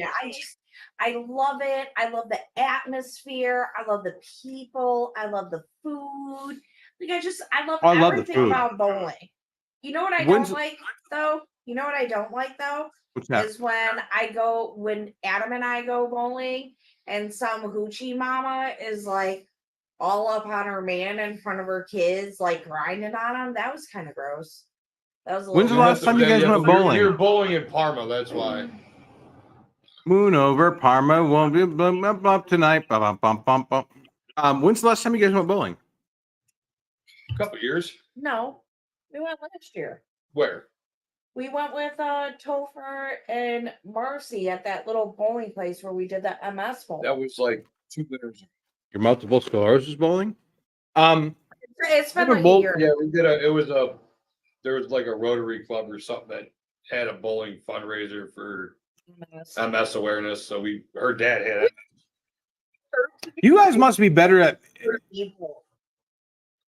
You What was guys must that? be you guys must be physically better in shape than I am because it's been, well, in fairness, it's been about 3.5 years since I bowled. When I first moved back here, I was on a bowling league. It's how I tried to meet people when I first moved here. And I remember slipping when I would go to, because as a kid, I wasn't on little league teams for baseball or shit like that. But as a kid, I was on bowling leagues in middle school. So I remember like the stances and how you have to hold it and how you have to move it. And when I first moved here, I joined a bowling league to meet people. And I remember like at least 5 times that I can think of going to throw the ball and then my feet just giving way as an old man and slipping and like, oh, this fucking hurts. So I would fall in front of everybody. Everybody would laugh because we got pissed drunk and just bowled all night. It sucked. I fucking hated it, man. I loved it as a kid, but like it was physically painful as an adult. I don't know why I brought that up.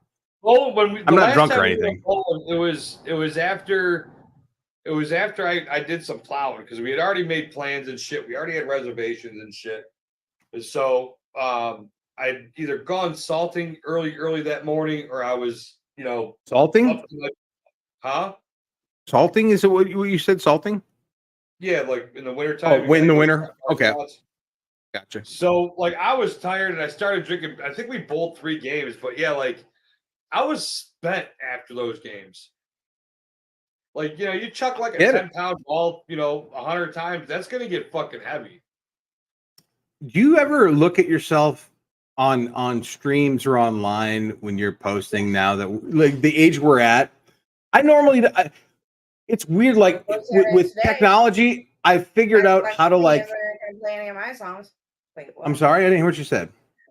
Nothing. Go ahead. Adam yelled at me. I'm sorry. I'll shut up. Why did you yell at her, Adam?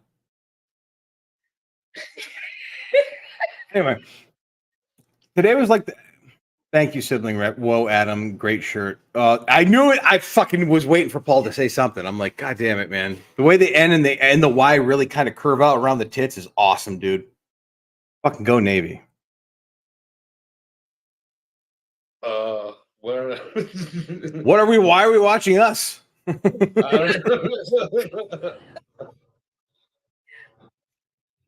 forgot what we were talking about because I'm completely sober right now. Yeah, me too. Over. What were we talking about? Damn it, Paul! You always throw fucking rocks in people's potholes, you piece of shit.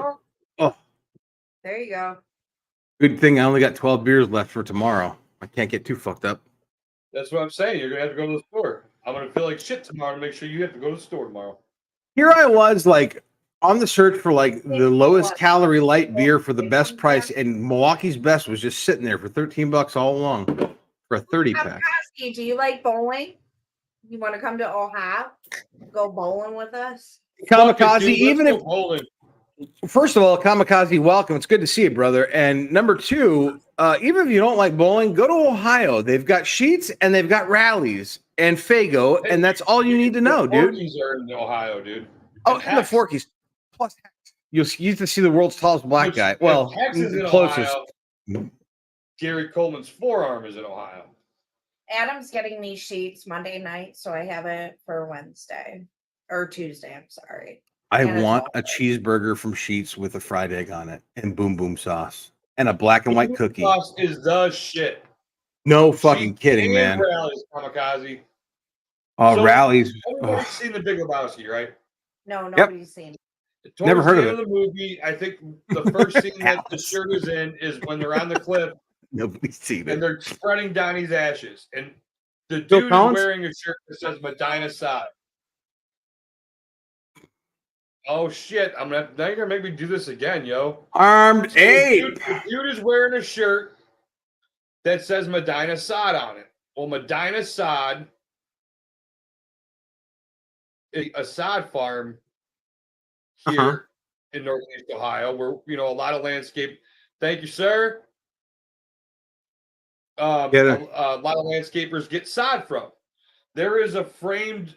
I don't know if it's the shirt, if it's a replica of the shirt, or an extra of the shirt, but it is signed by Jeff Bridges, and it is framed in the lobby of this place. And not everybody knows what that is. I walked in there as soon as I saw that thing. I was like, "Oh my god, is that the Big Lebowski?" And that's when I learned about, like, yeah, that is actually one of the props. Awesome, dude. Paul says, I don't want to brag. I've just But he's cracked gonna. my second Smirnoff pink lemonade. Shit might get cray. So he's gonna put his tutu on and go frolic with the animals in the woods. Dude, I Like swear to Snow God, White. as much as I'm open about my proclivities in that, like, I just wish once he would acknowledge that he's kind of gay.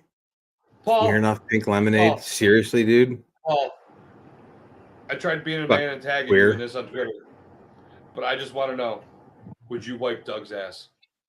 He's not going to admit to it. He will never admit to it publicly. But we grew up in the same household. We watched our grandfather get catheterized by our father. He's not going to admit to it publicly, but same as me. I would do anything for him, and that includes that kind of shit. He'll never fucking acknowledge it.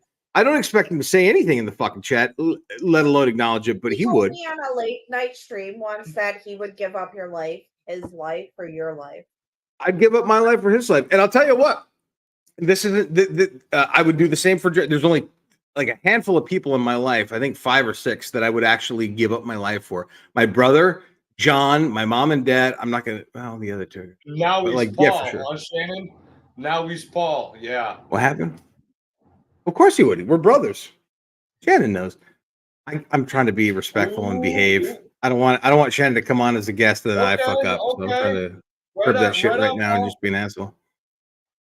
I gotta Fuck be yeah, honest, man. man. You fuckers got bit in the ass by a rattlesnake. I just say, see you later.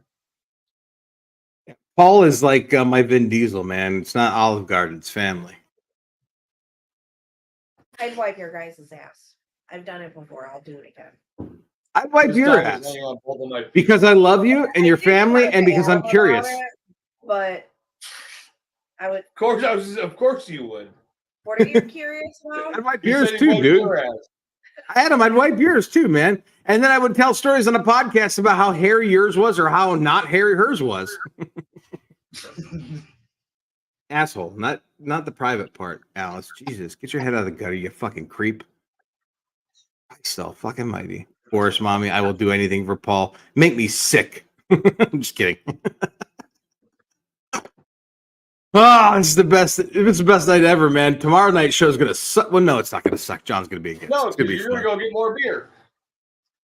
I am not driving another hour to buy a 30 rack. That's not happening. I'll just nurse the ones I got. At a reasonable price, I do. Where I live, because I live in a small area that's not like heavily populated, everything is jacked up. Like the price at our local grocery store for everything is just so insanely overpriced that the only people that shop there are the elderly people that live in this town that have been here since they were kids, who have no other options of getting out of here. Like I can drive 45 minutes to an hour to go to a grocery store to get decent deals on produce and meat and shit. So. And beer and beer in the state of Wisconsin, it's better to buy beer because you get secret time 10-cent cans without having to pay tax. Fuck you, Michigan State, you piece of shit, Gretchen Whitmer. Fucking get out of office, you cunt. Sorry, I didn't mean to get you yeeted off YouTube by saying the CUN next Tuesday word, but fuck Gretchen Whitmer. I yeeted because I put that Matchbox. That's true. That's true. God damn it, Alice. Why would you do that? You fucking mean person. I couldn't help it. I really love Matchbox 20. That's okay. I like Matchbox 20. I don't love Matchbox 20, but I definitely like Matchbox 20. Part of my childhood. It's part of my youth. Well, no, I'm not going to speak about that because I'm going to talk about it tomorrow on my show. Like their music has grown over the years. You know what I mean? So like, I was just like grown up with them. It was crazy, man. I was listening to a concert from them the other day, and they're like, you guys have been showing up for 27 years. And I'm like,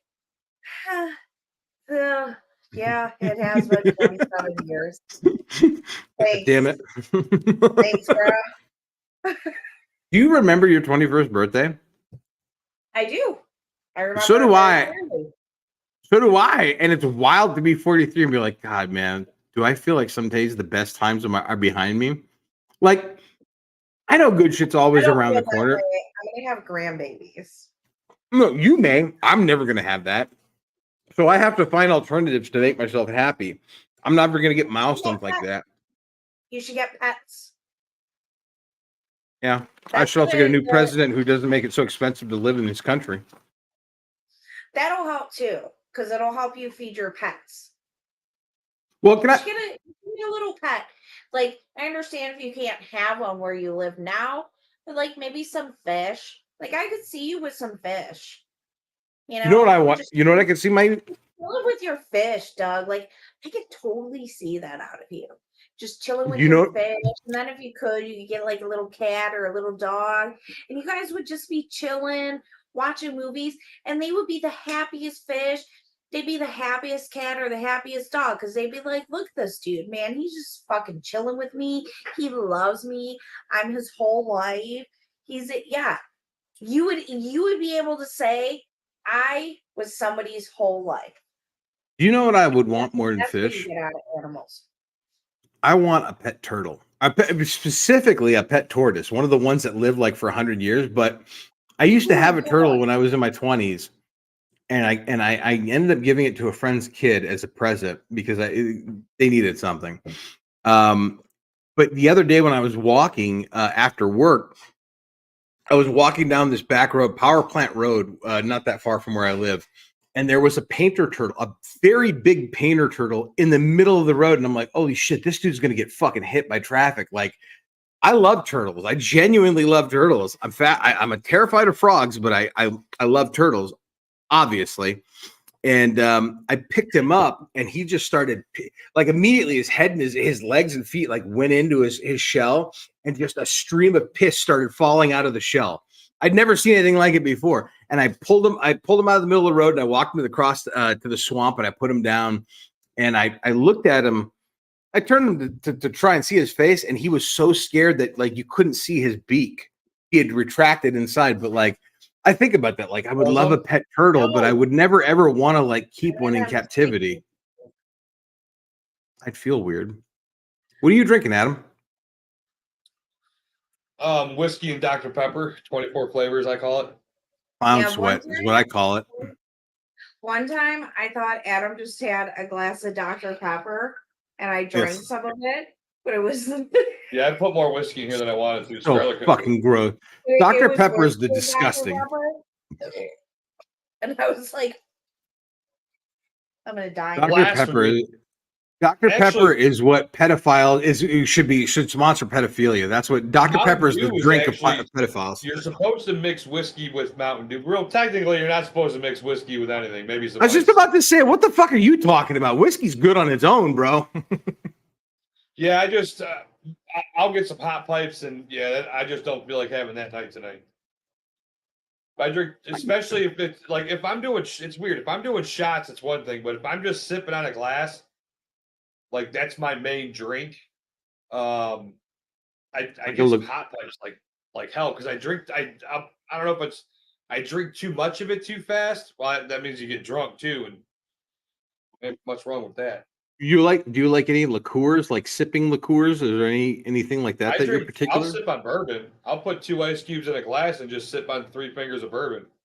Right before the pandemic, the Christmas before 2019, the Christmas or Thanksgiving before it, the pandemic, sorry, which looks like a fascinating documentary that I want to see, as well as Eric Abinate's Fauci documentary. Watching that 4th of July? I don't know if we're watching Abinate's documentary on Fauci on 4th of July, but there's another documentary called The Plandemic that we watched the trailer for last week that looks really good. I don't know who's making it, but it's being made available for free. It looks fantastic. That's not what I was going to talk about, though. Right before the pandemic hit, I remember being at my folks' house for, I think it was Thanksgiving, and my mom's like, have you ever had bourbon? I was still drinking heavily, like hard, like I drink beer now, but like at that time I was drinking vodka like every day. Like I was 365 pounds. I hated life. I was just drinking my life away because it just to not deal with it. My mom asked me, have you ever had bourbon cream? This was like Thanksgiving. And I'm like, no. And like, I bring that up, Christ, but like you brought up bourbon, like doing shots of bourbon. Like, God, sorry. Drank I a was lot at of the beer. grocery store with my daughter. I don't. It was maybe around Not sorry, Easter, but and she's like, "Dad, that said peanut butter whiskey." oh, I'm like, "Yeah." screwball. I'm like, "Yeah." She's like, "Do you like that?" And I was like, "No." She's like, "That's weird because you like peanut butter, you love peanut butter, and you love whiskey." I'm like, "Yeah, but there's some things in life that you don't mix. Like I couldn't eat a brownie, even if it was like an edible. I couldn't eat a brownie if I've been drinking beer. Yeah, I Like give you that one. or like Brownie's got to be cookie, with milk. I can't, or sip pop or something. Like I can't. Like I could eat most anything and wash it down with a beer. Like I could have almost any dinner she's ever made. I could wash it down with a beer. Sometimes I do. But like I can't wash down like a pastry with fucking Bud Light or No. like I just couldn't do it. Like I could pound chicken wings and pound beer. Some of the drunkest at times I've ever been is when I tried to eat the hottest wings a place would have. Like I'll tell you what, you give me a pitcher of beer and your hottest wings, and let's see what happens. But like you just pound beer because it's hot. I used to feel that way about there was a place in Sarasota, Florida called Munchie's 420, Munchie's Cafe 420. And I went there with the guest on Sibling Reverly tomorrow night, Johnny the Wop. Him and I went with our buddy Skylar because I don't know if you ever watched the show Man vs. Food with Adam. Fuck, I can't think of the host's I know name. what you're talking about. So he did a show in Sarasota, Florida, where he went to, I think it was called Soder's Amish restaurant, where they were known for their fried chicken, their pressure cooked fried chicken. And we all in the same episode, he went to a place called Munchie's 420 Cafe, and it was basically a spot in Sarasota, Florida, that catered to stoners. And they just made food for like people with the munchies, people who were high out of their fucking tit. They had like macaroni and cheese, chicken barbecued sandwiches on fucking toasted hoagie rolls.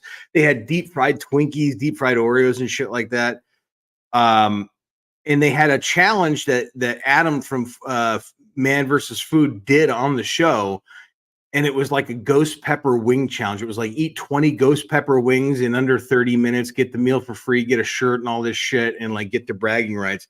And I remember like at the time, like people weren't really on like hot wings or hot ones wasn't a thing online. People weren't really talking about hot sauces and shit like that.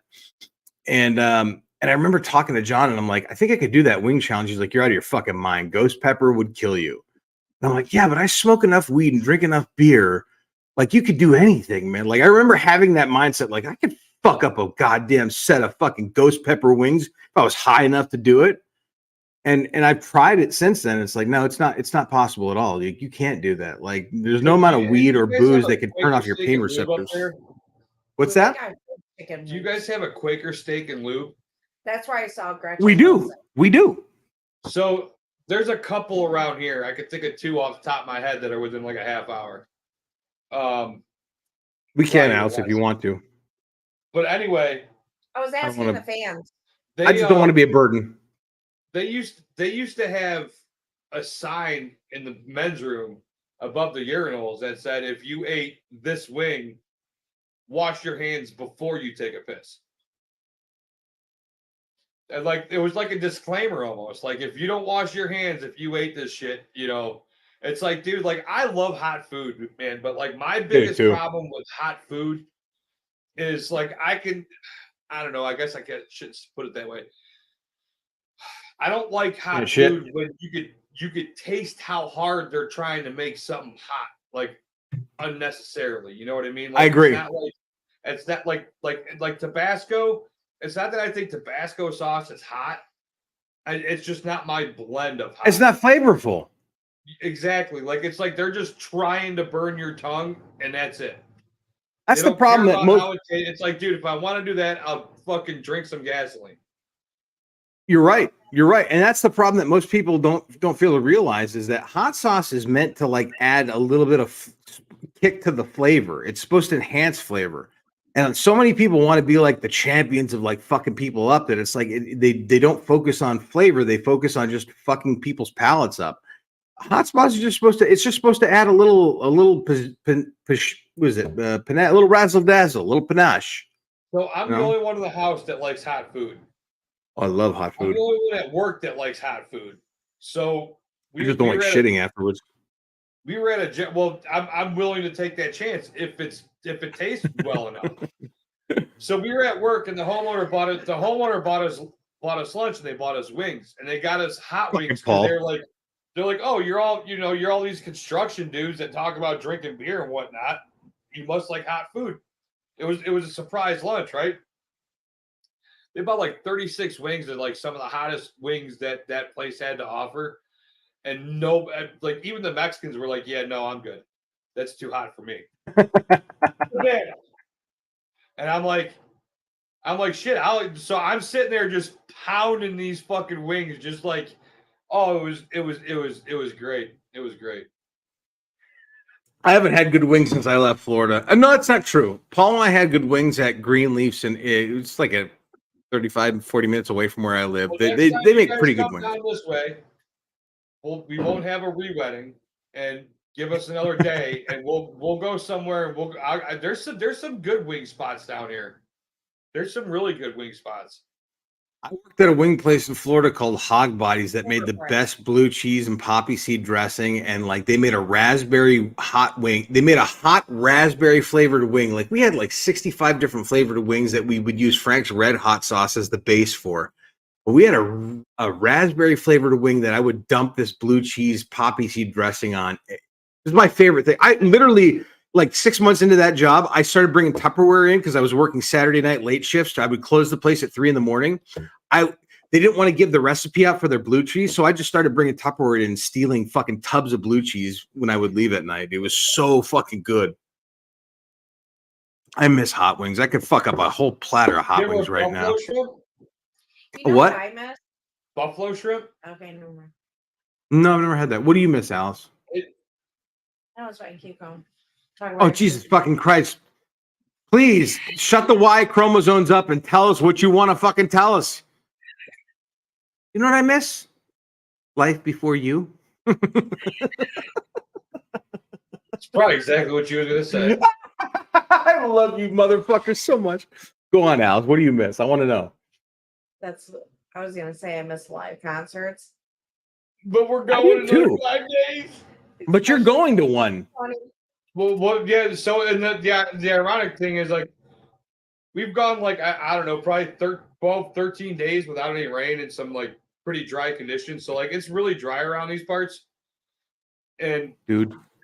Tuesday's like the first chance of rain that we got in like fucking 2 weeks. And I'm totally fine being out in the rain, but I'm not in my 20s anymore. I'm not Is sitting it in an the mud. outdoor? I'm gonna want a lawn chair. This is an outdoor show, yeah, and Outdoor it's show. at an amphitheater. We got lawn seats. And it's on a hill. Nice. They're the best, man. They're That's the the best. fucking best, dude. You're one with the earth and the music, dude. Dude, I saw Charlie Congrats. Daniels front row at this place. I saw Charlie Daniels at a fair once. Congrats on you both, though. That's awesome. The last outdoor venue that I got to the last outdoor amphitheater venue I got to see a show at was 2001. So figure that one. It was The Cure. It was in West Palm Beach at the Mars Music Amphitheater. But it was all like that. Like that's the best way to me to see a band, a really good band. Whoa. Yeah. Sorry. I'm No, go sorry. That just Don't be. reminded me of something I wanted to talk about. I'm excited. So, What's up? There was a mom that posted a Reddit like, my daughter she's 26 years old. She wants to go to a Cure concert. She can't find anybody to go with. And I'll do it, girl. and It's on Twitter the other day. I'll fucking go. I love The Cure. Like all like, but we can't allow her to go. Because the daughter lives at home. She wanted to How drive old is into the she? city. 26. Yeah, I got no problem dating a 26-year-old. I'll take you to fucking The Cure. Yeah, let's do it. Talking about here. Yeah, so she's Okay, so here's my thing since I brought it up. Agreed, Shannon. I brought it up. Here's my thing. I get you're concerned about your kids. I get that, dude. And if my daughter was like, oh, I'm gonna go to where we're going next week. I'm going to Blossom to see a band. Okay, cool. Mom, Dad, I'm going to Chicago to see a band. Okay. I'm going to be a little bit nervous about that. You're 26, but you're independent. I can't stop you from going.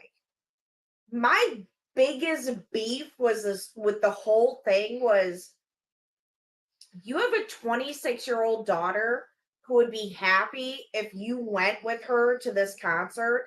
That obviously means a lot to her. She probably spent a lot of money to buy these 2 tickets to go, and now she doesn't have somebody to go with. As a parent, just fucking go with her.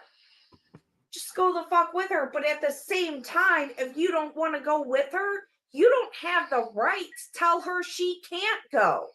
You can be concerned, you can be scared, you can be all those things, but she is 26 years old.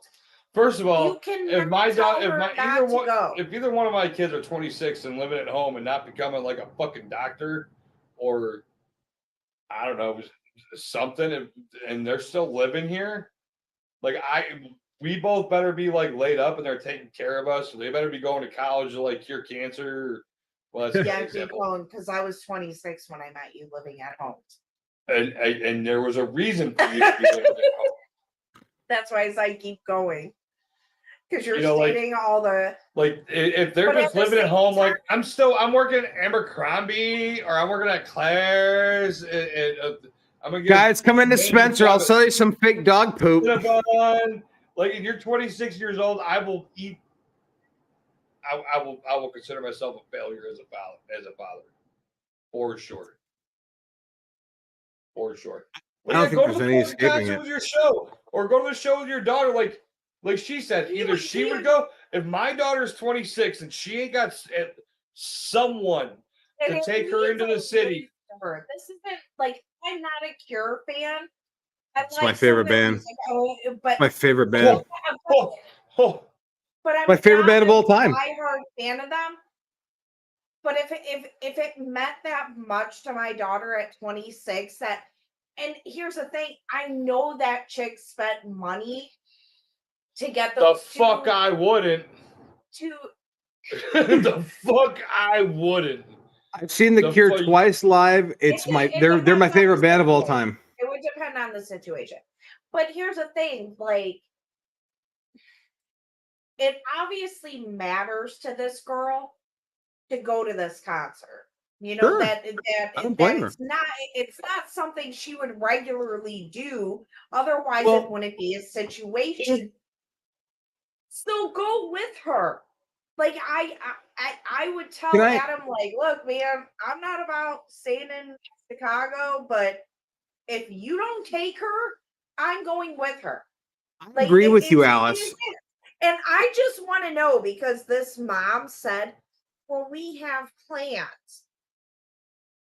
Listen, as I said, I'm not a huge Cure fan. What the fuck plans do you have that are better to go and share that experience with your child? Like Doug, I just got done telling you that if my 12, 13-year-old daughter wants to watch a movie with me, I'll drop almost anything I'm doing and watch a movie with her, right? So when she's 26 and she says, hey, Dad, I ain't got no one to take me to this concert in the city. You want to go? I mean, I would move. I'd move heaven and earth to do that. Like I mean, Can I tell you a fun story? I've seen The Oh, Cure yeah, you twice in can. my life. I've seen The Cure twice in my And by life. the way, people, by popular demand, we are not ending it yet, but I'm going to go pee and grab another beer. You tell me when you're ready, and I'm going to grab another beer as well when you get back. But you tell me when you're ready. I have no problem with it. I don't want to be a burden on anybody, but I will tell you, I've seen The Cure twice. The first time I saw The Cure, this is my first live concert experience, was The Cure. It was 1996, and it was in Tampa at the Sun Dome. My father, who anybody who watches Sibling Reverly have heard many stories about this dude. He was never, to this day, he's not. I love my dad. I genuinely love my dad, but he's not a guy who ever understood either me or Paul. And I don't know if he ever, he loves us And I think he wants to connect with us, but I think he wants it to be on his terms, like the things he likes. And the reality is that Paul and I are two different people, and neither of us are like him. To my dad's credit, the first live concert I ever got to see was The Cure at the Sun Dome in Tampa in '96 when they were touring the album Wild Mood Swings. I think it was called, I can't remember the name of the tour. I'm banged the fuck up. But I remember moving to Florida in 1990, June 4th, 1996, the day we pulled into our house in Fort Myers, Florida. I was listening to the Storm 102.5 The Storm, Fort Myers rock station at the time, and they were giving away tickets to The Cure, and I didn't win, but they were still for sale. And I told Dad, I'm like, my dad felt bad that he moved us in the middle of our school year, and just like we didn't have really a chance to say goodbye to our friends. Like we just went from Michigan to Florida without having a say in anything. So I think he felt really bad, and he's like, look, I'll take you to go see The Cure. He's like, we'll go to it. And my dad didn't understand. The Cure is like most people would call them goth bands. I would say their fans are goth. The band is more like a pop alternative band from Europe.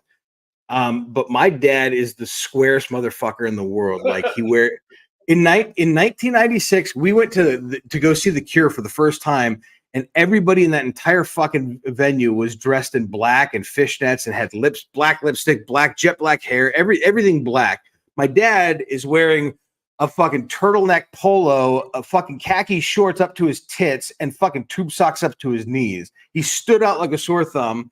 There were people smoking weed. There were people smoking DeJarms. He hated it, but I have to admit, like, it was the coolest experience that my dad, like, there's not a lot of moments in my life where I can say that my dad showed his love to me. That was one of them. Like, you could tell my dad had zero interest being there and made it very clear and had no interest in trying to identify. But he did it to make me. He did it because to make me happy, and I think he also did it because he felt bad that he took me away from my friends. But that was within the first year we lived there, and I got to see them in 2000. 4 or 5 years later, they released an album called Blood Flowers. I was working at a radio station, 99X. I talked about earlier in the show, and my boss at that radio station is one of my friends to this day. He's no longer in radio. He's a teacher in Costa Rica now. He lives off the beach. He's living a completely different life, a completely different man. In the 90s, everybody did drugs, and especially people in radio, and they made me do dumb shit in the midst of being high. Like for Cinco de Mayo, they made me go to a restaurant that was paying sponsorship money to promote on our radio station. So for Cinco de Mayo, they sent me there in a quinceañera dress, and I had a big basket full of Lifesaver candies that I was to hand out to people, because if you saw me in a dress, you needed a Lifesaver. That was the gag. So they made me do dumb shit like that humiliated me, that embarrassed me. My parents would hear about it from their friends. Like, do you hear this? My moniker on the radio is Virgin Boy. I was a 21-year-old virgin. So they just called me Virgin Boy on the radio. And my parents had friends who would listen to this shit, like the drive time shows. And they're like, have you heard this fucking loser on the radio who's like a virgin at 21? My dad would be like, yeah, that's my son. Like I did, proud. He's waiting for marriage. It was so wild. I lost it at 21 in a three-way with a kid I went to high school with. It was really fucked up. Wait. No, I haven't been paying. I haven't been paying attention. You were talking about your dad's tired to go to The Cure. It's true, dude. It's true. Sorry, Alice. Why you look so mad? Shut the fuck up, Donnie. I just wanted to give a shout out to Shannon for coming in with those hang lyrics today with Matchbox 20. Yes, Sharon, you got me fucking yelled at. Shannon's the greatest woman in the world. Sharon. I hope her husband fucking values her. Who's still waiting for what, Paul? I'm so fucked up. What's Paul waiting for? He's still waiting at him. Paul's still waiting for a well-formatted show. Me and him both. Florida is, you know what? Florida is weird, but Florida really is home. It's weird that I was born in Michigan, but like I spent 24 years in there, so that's home. But I love Florida. Florida is. If you've ever seen the show Bloodline on Netflix, the first 2 seasons of that show are like the best description of Florida I could give to anybody. Like every character on that show is somebody that you would meet in Florida. Like it's wild. Florida is a melting pot of psychotic and crazy, and I miss it every fucking day. Fucking ape. like I've been dying to go visit Florida, and you're just really making me want to go even more. Fuck the Marlins. Well, can I tell you something? Jose, If you go to fucking- Florida, I would wherever you go. There's it's the thing about Florida is there's so many cool things to do, not just Disney World and Busch Gardens, but there's like incredible historical places you can go to and learn so many cool things about the country you live in. Paul and I lived in Fort Myers, Florida, which is known as the winter home. The winter home for Thomas Edison and Henry Ford, and you get to see their winter home. You can actually go and tour their homes. One on the East Coast and one on the West Coast. You know I think where so. else I do believe that so. kind of Yeah, stuff? because You know where else I do that kind of stuff? Greenfield Village, Michigan. Abe just said that the Florida is weird because East Coast got the Northeast snowbirds and West Coast has the Midwest snowbirds. It's very true. I miss flea markets. I miss Mexican flea markets and fucking Mexican. I miss fucking Cuban food. I miss Dominican food, Peru. I miss multicultural people. I like where I live now. It's affordable. It's beautiful. The winters suck Very white. dick, but it's white as fuck, man. I miss. At our vow renewal that you like the mixed cultures. Oh, dude, I love black women and Puerto Rican women. I miss Puerto Rican pussy so much. Sorry, guys. I know it's on YouTube. I don't want to get you. No, you're But, no. That, I don't. Who cares about that? It's We'll Savannah. stay on YouTube as long as they let us on YouTube, just for stoner. Dude, Savannah. I'll never go back. Savannah, you're a wonderful dog and you're so sweet. Don't ever let them tell you otherwise. YouTube can suck a dick though, because if they would have listen to rock music. That's true. If YouTube wouldn't have fucking copyright struck us for trying to pay tribute to Razor Ramon when he died, we'd probably still be there, but they didn't. They're pussies. They're fucking shills for the fucking man, and they're run by the JM. So suck a dick. Come on, Elon Musk, free ape. Fuck Elon Musk. I'm gonna say this right now. I know Paul yeah. loves Elon Musk and has fucking Starlink, but for the longest time, I thought Elon Musk was amusing, but I never thought he was a god. This guy pisses me off. He's gay. He's gay as fuck. Fuck Elon Musk, dude. I liked Elon Musk up until this week, man. He really pissed me off so much by the fucking thing with Ape really did fucking irritate the shit out of me. He's one of my favorite people on Twitter. Ape is great. Ape's a man. So are we set for June 30th? It's gonna be. I put it on my. Ape, I don't know if he's still with me. Adam, For what? Ape, we gotta get Ape's email or something to contact him. Don't worry about it. I'm Put a cool fork with in it. Ape on Discord. I got it in my calendar, Mama. You did for a joke, but the funny part is it's true. Well, it's funny because he's like, this is what I got yeeted for, because I was advocating for people to nuke Tom Morello from Rage Against the Machine, which, first of all, fuck Tom Morello. I mean, he's talented, but like they are now the machine they raged against. But number two, how the fucking YouTube can't figure it's a joke. They can't figure that out. Like how easy is it for you to get a nuke? Tommy's too with him. It's not even Elon anymore, isn't it? That fucking broad that he just made CEO that we should be fucking harping at. As far as That's fans what Paul might goes, know. I just want to say Matchbox 20 doesn't bring their political shit to concerts. Not that you know of, but wait till you go see him, and Rob Thomas is No, like, you they know who we don't do miss? that I miss shit. Trump, They're not that guys. type of people. They're not that. I will type of throw my people. beer can at them as soon as I finish drinking it. Guys, I want to thank you all for coming tonight. This next song is dedicated to Donald Trump. I hope he really takes Joe Biden to the fucking rings and the mats, man. This song's called I Want to Push You Around. Fuck you, Joe Biden. I wanna put you around. I wrote this song from the Hey, I wrote I'm this not song gonna from the lie. perspective We of the were airplane gonna stairs. We were going to go to Kid Rock last year just so we could go to a concert. And then when I found out he was selling a bunch of Trump shit at the concert, I was like, I don't really want to go. Dude, she hasn't been to a concert since November or October of 19. I haven't been to a concert since March of Even mine. 20. Drug, dude. That's my drug. That's my drug. The last show I bought tickets for was 2019. They got refunded. Thankfully, Ticketmaster did the right thing and refunded me in full. But I bought tickets. I hadn't gone to a show in 3 years, and a guy I work with who I'd met that year is like, "Hey, I know you love Faith No More. they're coming to Green Bay. No, they were coming to, I'm sorry, Milwaukee. It's like 2.5, 3 hours away from us, maybe 4. He's like, Faith No More's coming to Milwaukee. They're playing with Clutch, Helmet, and Korn. Tickets are $40. And I'm like, are you buying him? He's like, yeah, I'm going. I'm like, buy me a ticket. Can I drive with you? I'll pay for gas. He's like, absolutely. I didn't give a fuck about, I like Issues as far as albums go, but I don't give a fuck about Korn. Helmet, I would sit and watch. Holy fuck, am I that fucked up? I forgot the 4th band, but Faith No More, it's like, that's, to me, that's my be all end all. Well, it just seems like Beta. Never mind. Beta, whatever. I don't give a fuck. Faith No More is awesome. But no, I love it's that's. I like some of their music, and I like some of their music that isn't like popular. But I couldn't name those songs. I just know they're not popular. We Care a Lot. I'm not gonna start naming off songs, but I love. It's not just even Faith No More. It's Mike Patton. I'm a big fan of Mike Patton, the lead vocalist for Faith No More. But I thankfully got my money back. But it was right before the pandemic. It was like the last show that I was gonna go to, and then the pandemic hit. Fucked me.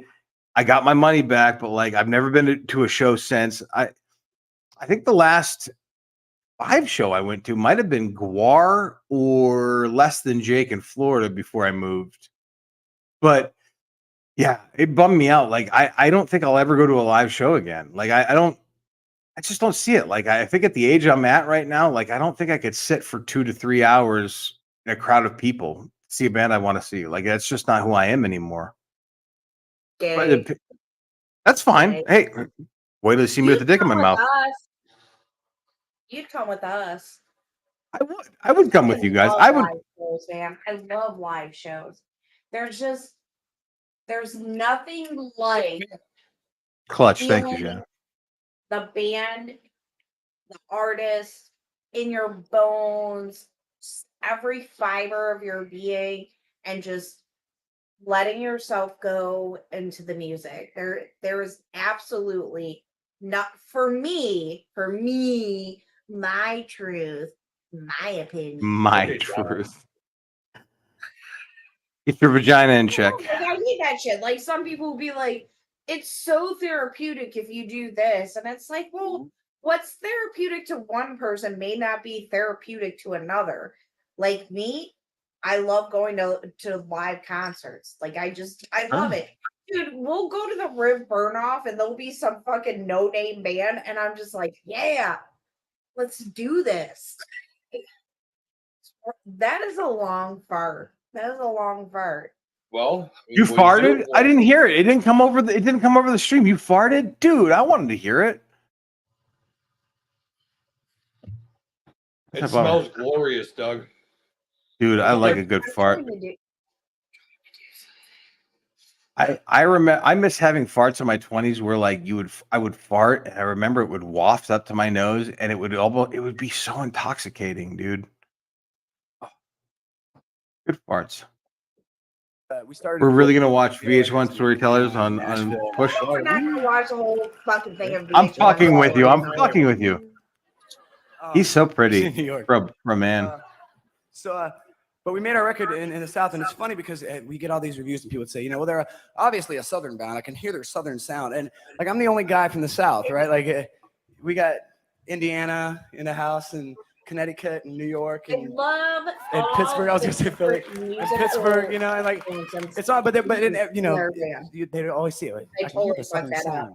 I got a frog in my throat. I'm like, oh yeah, sure you do. And so they thought, well, maybe it has something to do with the way you're writing them. Maybe like I grew up in South Carolina. I'm trying to get us. South Carolina, Paul. Did you hear that? He grew up in South Carolina. And like people who could just write a damn song, you know what I mean? And there was always something similar going on about him. And so we thought maybe that guy gets his dick sucked. Take one of our songs and just put it in that world. Have you ever seen his wife? See what the hell? No. I'm not quite sure if you do or not. We'll let you decide for yourself. So this is this song. I like his hair. I'd suck his dick for his haircut.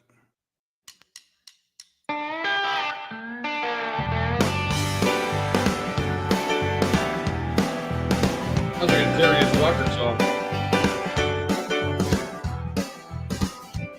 She said, I don't know if I've ever been These guys. I'm a little bit rusty and I think my head's caving. And I don't know if I've ever been loved by a hand that's touching me, and I feel like something's gonna give. And I'm a little bit angry, waiting on the sign over. No, not here. You're really trying to get us kicked off of YouTube, eh? I stopped it. Dude, I could sing that fucking song till the cows come So home. crazy. Fun story about Rob Thomas's wife being Spanish. So Rob Thomas wrote the song Smooth, and he hooked, Carlos Santana. and he hooked up with Carlos Santana, showed him the song, what he was thinking, and Carlos Santana said to him, "Are you in love with a Latino girl?" And he said, "Yes, I am." "How did you know?" And he said, "Because only a man in love with a Latino girl would think of this song." So there you go. Little fun Matchbox 20 background. Alice, I love you. You remind me you like a female version of me so much. Like all the fucking small, needless tidbits that you love to nerd out over. That's so me. I love it. That's why we're family. That's why he'd wipe your ass. Then the only reason. I'd wipe your ass too, you piece of shit, because I love you too, The only motherfucker. reason. And I'd wipe Grayson's ass if I had to, because that's inevitable. The kid's gonna shit his pants at one point. He almost makes me shit my pants at times. Kid's fucking Said nuts. I don't know if I ever been good enough. I just realized it's only 9:17, and if we end the show, I'm just gonna walk down the hill and do karaoke now. You got me in the mood to want to fucking sing Matchbox 20. I might live stream later on from karaoke down at the bar. But dude, you've got to listen to all their other music too. They have so much fucking great music. No, I man. know. I like Matchbox 20. It's just been a while. That's the only song that comes to I mind. said to Adam today, I was like, listen, these shows, like we might have to start making these Matchbox 20 shows limited to the people that really appreciate their music. I'm not gonna say everything else I said, but it gets a little annoying sometimes. So last time I was at Matchbox 20, it was with Topher. Is this all the cigarettes we have? No. Oh, okay, good. Because we have enough beer. We don't have enough cigarettes. More But beer? so Topher and I went to see Matchbox. Marcy didn't go. Just me and Topher. So we went to see Matchbox 20, and we ended up like hanging out with this gay couple. It was pretty funny. But me and Not this funny, dude, haha, just funny talking queer. about Matchbox 20 and like how you have your diehard fans, but then like you have the fans that are just kind of like only really know like a couple of their hit songs and like come out to like relive their 16-year-old fantasies and stuff like that, which I'm not against. Don't everybody get their panties in a bunch. I'm not against y'all living out their fantasies. You want to be queer, be queer. I don't give a fuck. But yeah, I think his boyfriend was starting to get a little bit jealous of the bonding that was happening, and I'm just kind of like, ugh, sorry, bro. Look here, gotta pussy be an pants. I don't want your man. I don't want your man. I've got That's a a little whopper. pet peeve. You've That's got a a little whopper. pet peeve of mine when people are out and at parties and shit, that you assume if the opposite sex is talking to your spouse, you immediately think like, oh, they must want you. And it's like, and especially there's been a couple parties where we're at where some young girls get jealous when I'm talking to their like little 23-year-old boyfriends. It's like, honey, I don't want your little boy. I got a man at home. I'm just at a party having a good time. I don't want your little boy that thinks he could lay down the pipe. Like, no, I What's don't your name, want Alice? You got a leak? I'm just saying. I don't want your little boy. Got a call from Sanson, something about some leaky pipes. I heard you need to get the pipe laid down on you, bitch. I heard your man's not satisfying you like a real man could. It's just like, I don't know. It's just stupid to me, dude. Like, I heard your man drinks Bud Light. What a queer. Who said Dextron? kill me a little bit.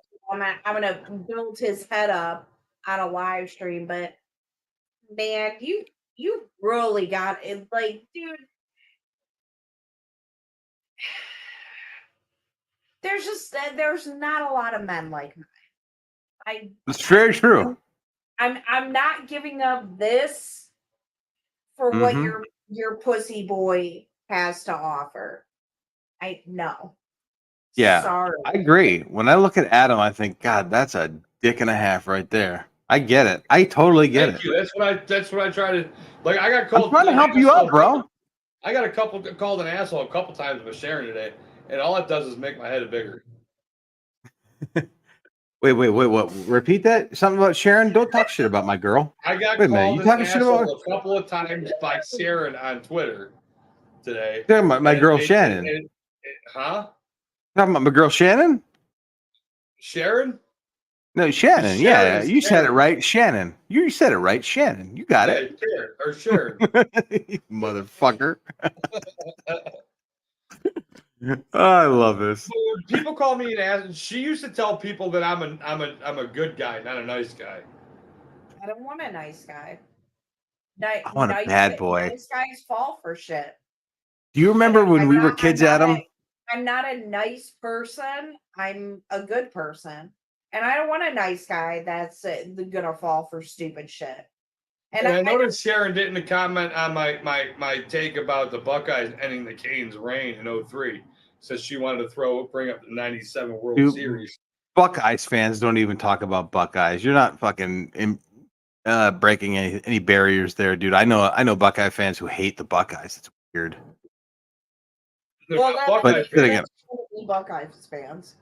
huh? My voice just got all. They're not Buckeye fans then. Obviously, but they claim to have allegiance and shit. That's the way it is. Yeah, That's why I no, don't they fucking don't. care about Fuck them sports. hoe ass bitches. Fuck them hoe ass bitches. We don't need them hoe ass bitches. But I'm just saying, like, Hey Sharon, I ain't ever gonna want your man. if I saw this, I'd on like to Twitter, meet him. I would respond with the meme of Denzel Washington in American Gangster saying, "My man."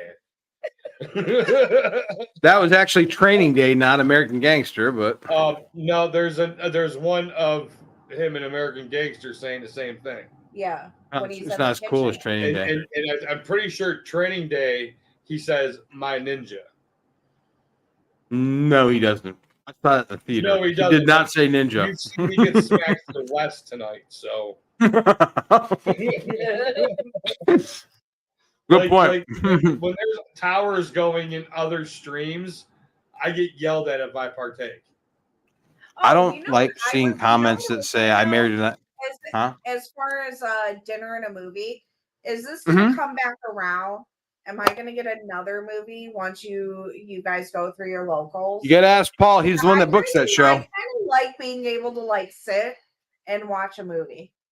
He's the Ask first Paul. time He she books made it, not to a me. fucking movie. I'm trying to share Abe's video on Rumble on Twitter right now, and I used to be able to. He's still the @monkey with a gun was still around, and now it's not on there anymore. I know it's a bummer. She's gonna need more than that. You know what I'm saying? Cannon, you ruined the tower. I would like to thank Shannon's husband for the $5. Yeah, I'd like to thank him too for making her happy. You better keep making her happy, or I'll fuck you up, you motherfucker. Shannon, thank you very much. I love you, honey. I love She you. is awesome. You dicks. Yeah, no, wait, wrong button. What's wrong? Hey, if I shared the funny, but I couldn't figure out a way to like tag you or ape you or to ape you on it. So you know a movie I just watched last night? Have you ever seen Mowgli? I don't know, but it was really fucking loud. The Like, it was really live loud. action Like, Jungle you Book. listen to shit so fucking loud on the TV. It says the chick that listens to Vanderpump Rules so But loud I at night, I can't fucking sleep in the bed, and I can sleep through a fucking bombardment. You can fucking sleep. You're like, shut the fuck up. This. Are you gonna? You can't X me out of here. What'd you do? Oh damn, wrong chat. I saw. I've got both chats pulled up. I saw what you're trying to do. See, I'm nowhere near as coordinated as Kyle. Oh, it's so funny. That is so funny, dude. Dumbasses. No one's ever called me smart. Actually, there's this dude that I would work with. He actually taught me a lot. He said, he'd be like, He would say, "I saw Phil Collins back in 1978." Cliff didn't teach me. Cliff taught. The only thing Cliff taught me what to do is what not to do. I know what He would call me a Pinchy smart Bandeo ass. He would call me a smart ass and be like, You "Well, know you Pinchy Bandeo means? no, I don't, because that's not saying it right." It's una Bandeo. chica muy bonita. Shut the fuck up. I don't even know. Mami, you culo muy grande. Huele muy buena. Cállate, culo. I used to know Spanish. I used to know pretty decent Spanish when I lived in Florida. It's funny. It's one of those things where it's like you never think you're going to learn like another language, and then you kind of get thrown into a job or a school or a state that you've never experienced before, and it's like, oh shit, you start picking up Spanish, whether like different language. Well, Spanish in my case. Up in here, up in here. Rest in peace, Earl. Earl's I gotta fucking- die. Dude, I don't HBO know. has a great. There's a great documentary on well, it's Max now, not HBO Max, but Max. There's a great documentary about like the last 2 years of DMX's life before he died. It's fucking fantastic. If you've never seen it. I can't think of the name of it now. I love DMX. That dude will get me going in the morning when I'm jogging. Y'all gonna make me lose my mind up in here. Up. So good, dude. He gets the juices flowing. That what was it? The Rough Riders or whatever. Yep. That song. That's like that's almost like a staple of like that time. I bet you like, do, Shan. Just a bit, huh? I didn't mean to sidetrack you. I fucking hate him even more now. Fucking Puerto Rican. God damn it. Morena, Mexicana. Those guys with those giant crooked brown dicks. Actually, I really miss when it comes to living in Florida, when it comes to Puerto Ricans specifically, one of the things I miss the most is pasteles. It's a Puerto Rican dish that I used to get from my buddy Lewis's grandma all the time. She used to make it and sell it as like her way of income. God damn it, dude. It's like mushed up bananas, olives, beef, pork, like all in like a tamale or enchilada, but it's wrapped in a banana leaf. It's one of the tastiest fucking things I've ever had in my life, dude. I can't describe it. It's so good. Pasteles. Highly recommend it. So the Mexicans will bring lunch. They bring lunch every day. We got like a 2-burner like campsite fucking propane stove in our trailer, and so they can heat up their tortillas. They bring shit for lunch, man. Like, and they always bring like when they're here, I eat food like what? Fucking Paul. Paul is. Wow. Puerto Ricans really love their fireworks. I did that for her. $1 you goddamn Jew. Oh shit! Thank you, Paul. Thank you. We got another hour, honey. Wow, Puerto Ricans really love their fireworks. That's why your name's Spark. I'm not saying, but I'm just saying some people are a little bit jealous. I am me. I'm very jealous of the Puerto Rican that's nailing Shannon. For Fucking sure. Daniel. Coming in fucking hot right there, buddy. Yeah, a Mexican, Puerto Rican, and a black guy in a car. Who's driving a car? Dude, I fucking love Daniel. He really does defy expectations. Did Paul ever answer us about the 23rd, or is he just I ignoring don't What are you know. talking What would Paul have to answer? It was Ape that needed to answer about the 30th.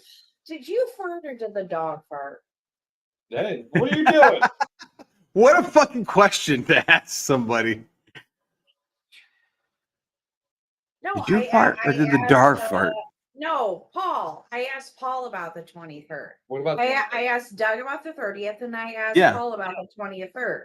You wanted me 23rd. and Ape. You wanted me and Ape on the 30th, and I already put it in my calendar. I don't know if Ape ever responded, photo but I'm already in for if that. he's in. No, he's saying Ape's good as long as we don't do a 9-hour All show.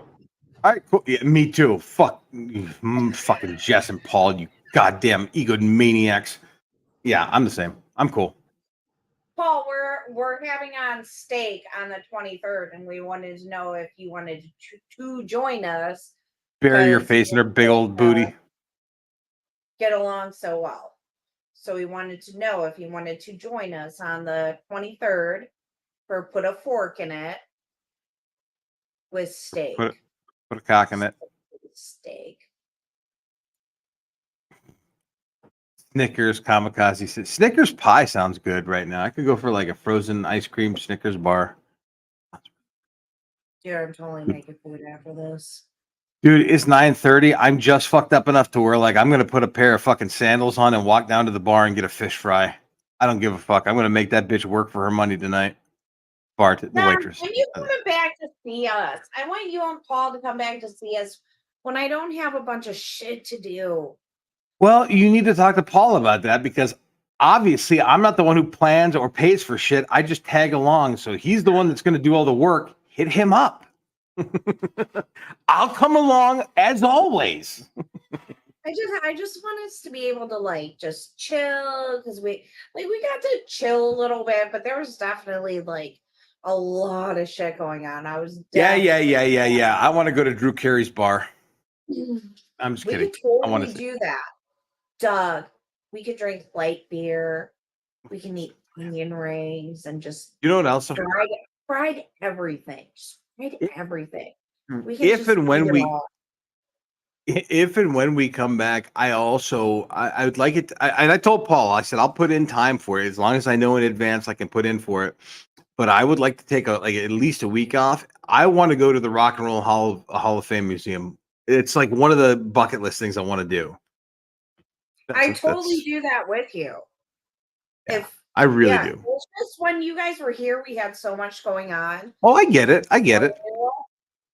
But yeah, I would love for you guys to come and we could go do that kind of stuff. Yeah, and like we could like okay, say for instance you guys come in on a weekend, we could go to the Rock Hall on a Saturday. We can go and get food from what's the place that the guy his shit got he he owns a That hot one dog with that guy that was in that downtown, movie last year? but he does like renovate. Is that still open? MacGruber. Okay, yeah, like we could go to the Rock Hall, we could go to the Butcher and the Brewer for dinner, we could come back to our house at night and just chill and have a bunch of beers and just drink music. Or drink beer and listen to music. Invite that fat booty Puerto Rican over too. I want to tap her one there. I'm I'll fucking hit that ass. do it, Paul. All Dude, right. I want to go to the Rock and Roll Hall of Have Fame Museum straight like Jack lineups Black. right now. We have such What's that? great lineups right now. Next week we have First Shot and St. Michael coming on. The week after One will that, be right, one will be wrong. Who will it be? One will be molested in Europe. If he's lucky. okay, so I'm not just saying, but I'm just saying when it Friday night, like I know First has this whole Euro trip he wants to talk about. He just likes big booties, Sharon. Yeah, I like fat Matchbox asses. 20. Like I'm sorry if somebody came to me and they're like, you can have free tickets to Matchbox 20 or a free trip to Europe. I would be like, dude, going to Matchbox 20.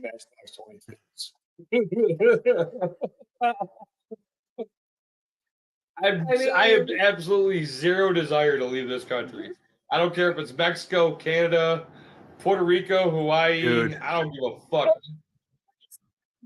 Like buildings, man. Like I love old buildings, old structures and shit like that. But like I'm just at a point in my life where I'm like, Amen, kamikaze. some people are gonna hate this. Like there's certain things I can look at on TV and be like, hey, wow, that's cool. And Big there's Ben. certain That's things, nowadays TV. Like, and, I mean, and then there's certain things on TV where I'm like, dude, I want to be there. And guess what? Concerts, 9 times out of 10, I want to be there. When I look, I mean, I'm sorry, I just call me redneck, call me whatever the fuck you want. I don't give a flying fuck.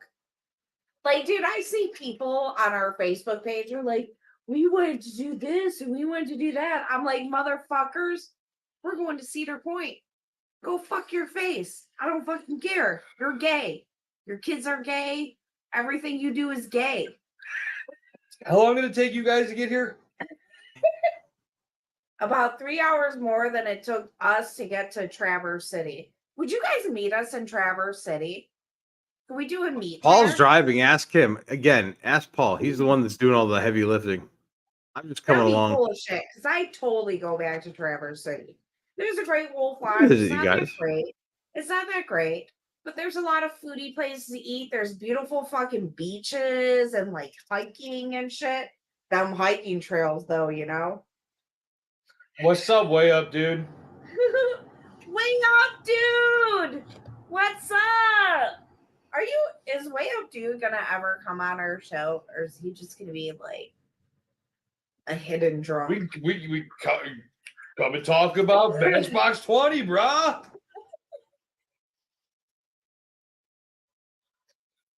Yo, big, small, doesn't matter. I love Daniel's like Steve Miller. He just really loves the peaches. He wants to shake the tree. You ever get so drunk that you could feel like pins and needles just pulsating throughout your legs from your feet to your knees? That's what I'm Yeah. feeling right now. It was I'm Well, feeling my knees. It's like it's my your knees age. feel. It's my age. You're My not knee. getting enough circulation. That's why I need to get an Oh. exercise bike.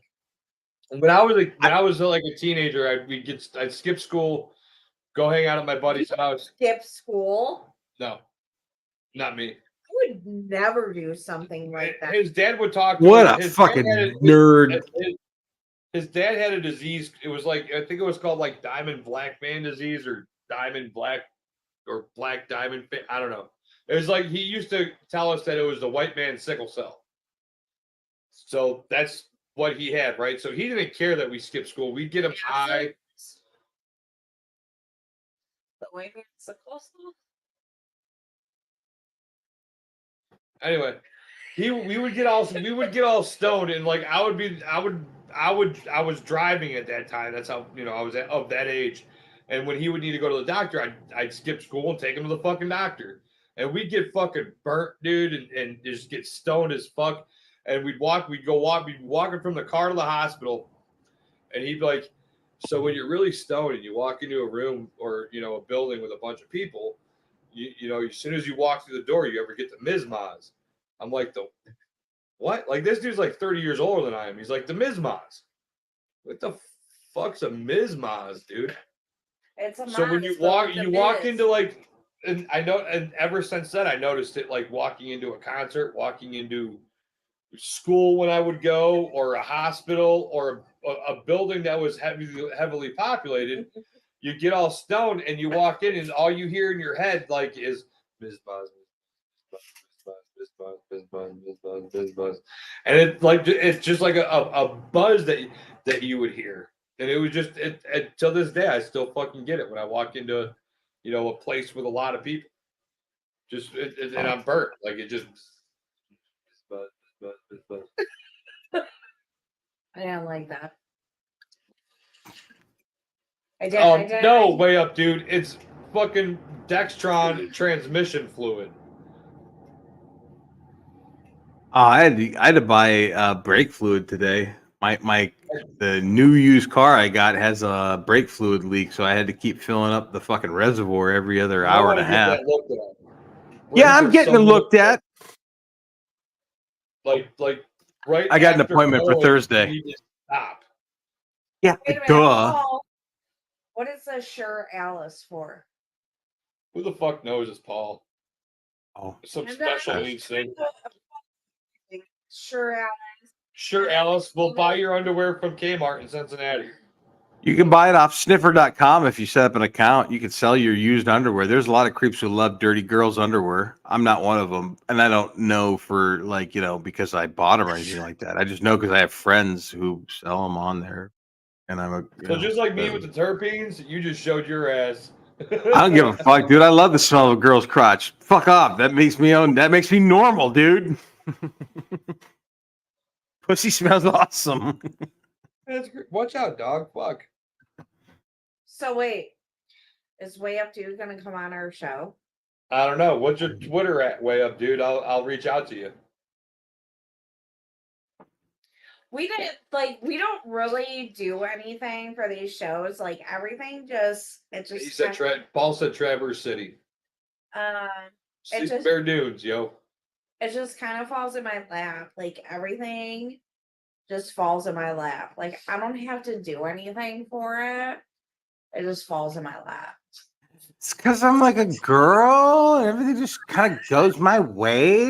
It's weird. Like I stole the rib from Adam. Who would have thought?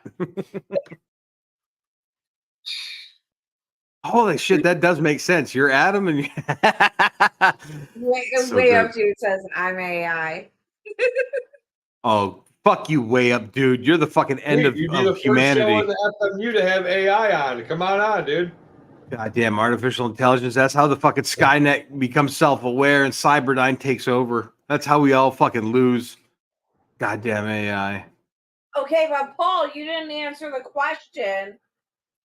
Would you? Oh wait, you're saying you would meet us in Traverse City.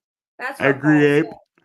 I Holy keep shit. planning all these trips. I just keep doing it. I can't The only help but do it. The only trip I plan is if I'm doing psilocybin. That's the only one I'm certainly planning for. Wait, what? Huh? Mushrooms. Oh, I Psychedelics. get it. Arm Day said we officially hit the end. That was when Doug was talking about women's dirty underwear. Well, I don't think that's when it was, but I mean that's a very relevant point to make up. Dirty underwear, women's dirty underwear is pretty awesome. Dude, But, the Guardians and the Astros are 7-7 in the top of the 13th. I would just like Definitely to got say one that the eye Guardians open. beat the shit out of them fucking Red Sox, even though he's not on here. Guardians of the Galaxy?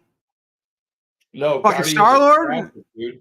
Star-Lord kicking the shit out of the Brewers? We're the Guardians of Traffic. So Okay. I don't know if you remember this, but I don't remember what year it was, but there was a home opener of the then Indians that got snowed out, and they had to play their fucking home opener homestand at Brew in Milwaukee. Fucking Paul.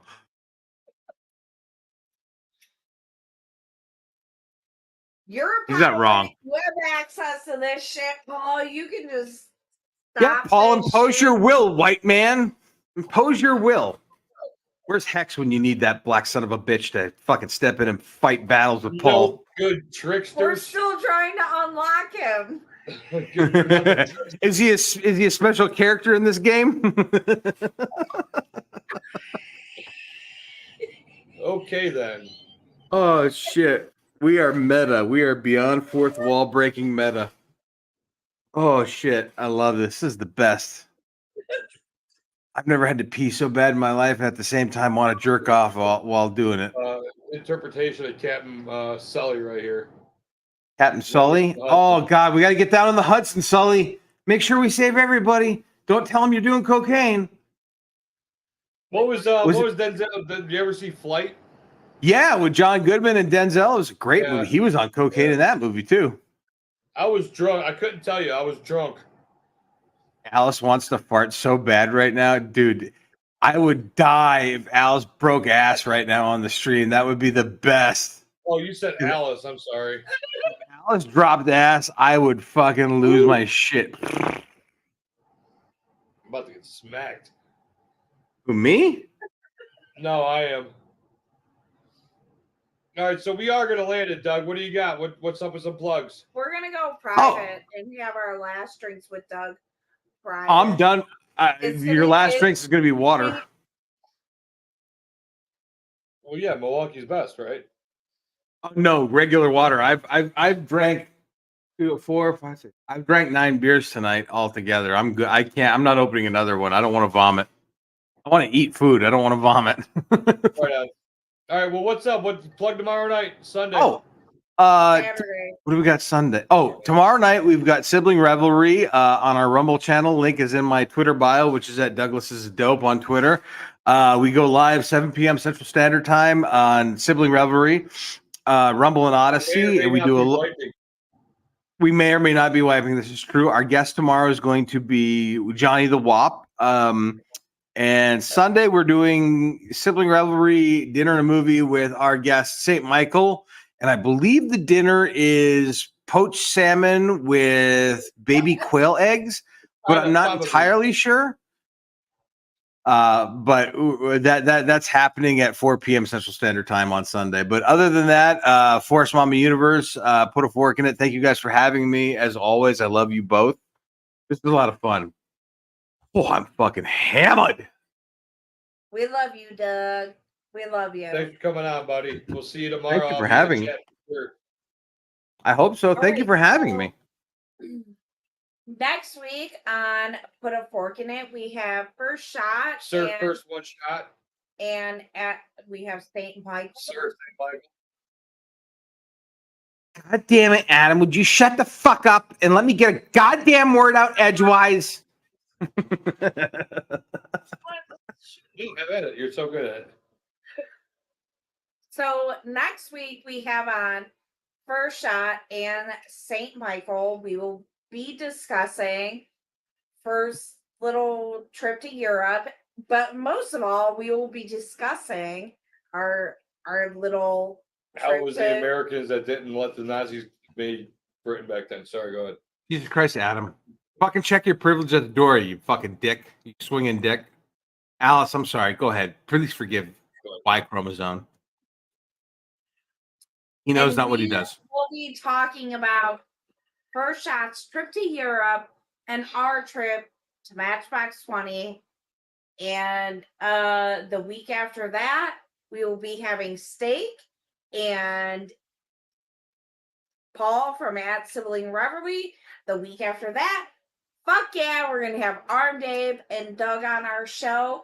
We hope to see you all there. We thank you all for joining us tonight with our shenanigans. We love having all of you in the Forkey Lounge. We love making it feel like it's a bar atmosphere and getting our shit down 2 quarts oil. Call the ball. and having fun together. I love you all. It's been a great evening. Thank you for sharing it with us. Time is one of the most valuable things that people have to offer, and we thank you for sharing your time with us. We love you all, and good night.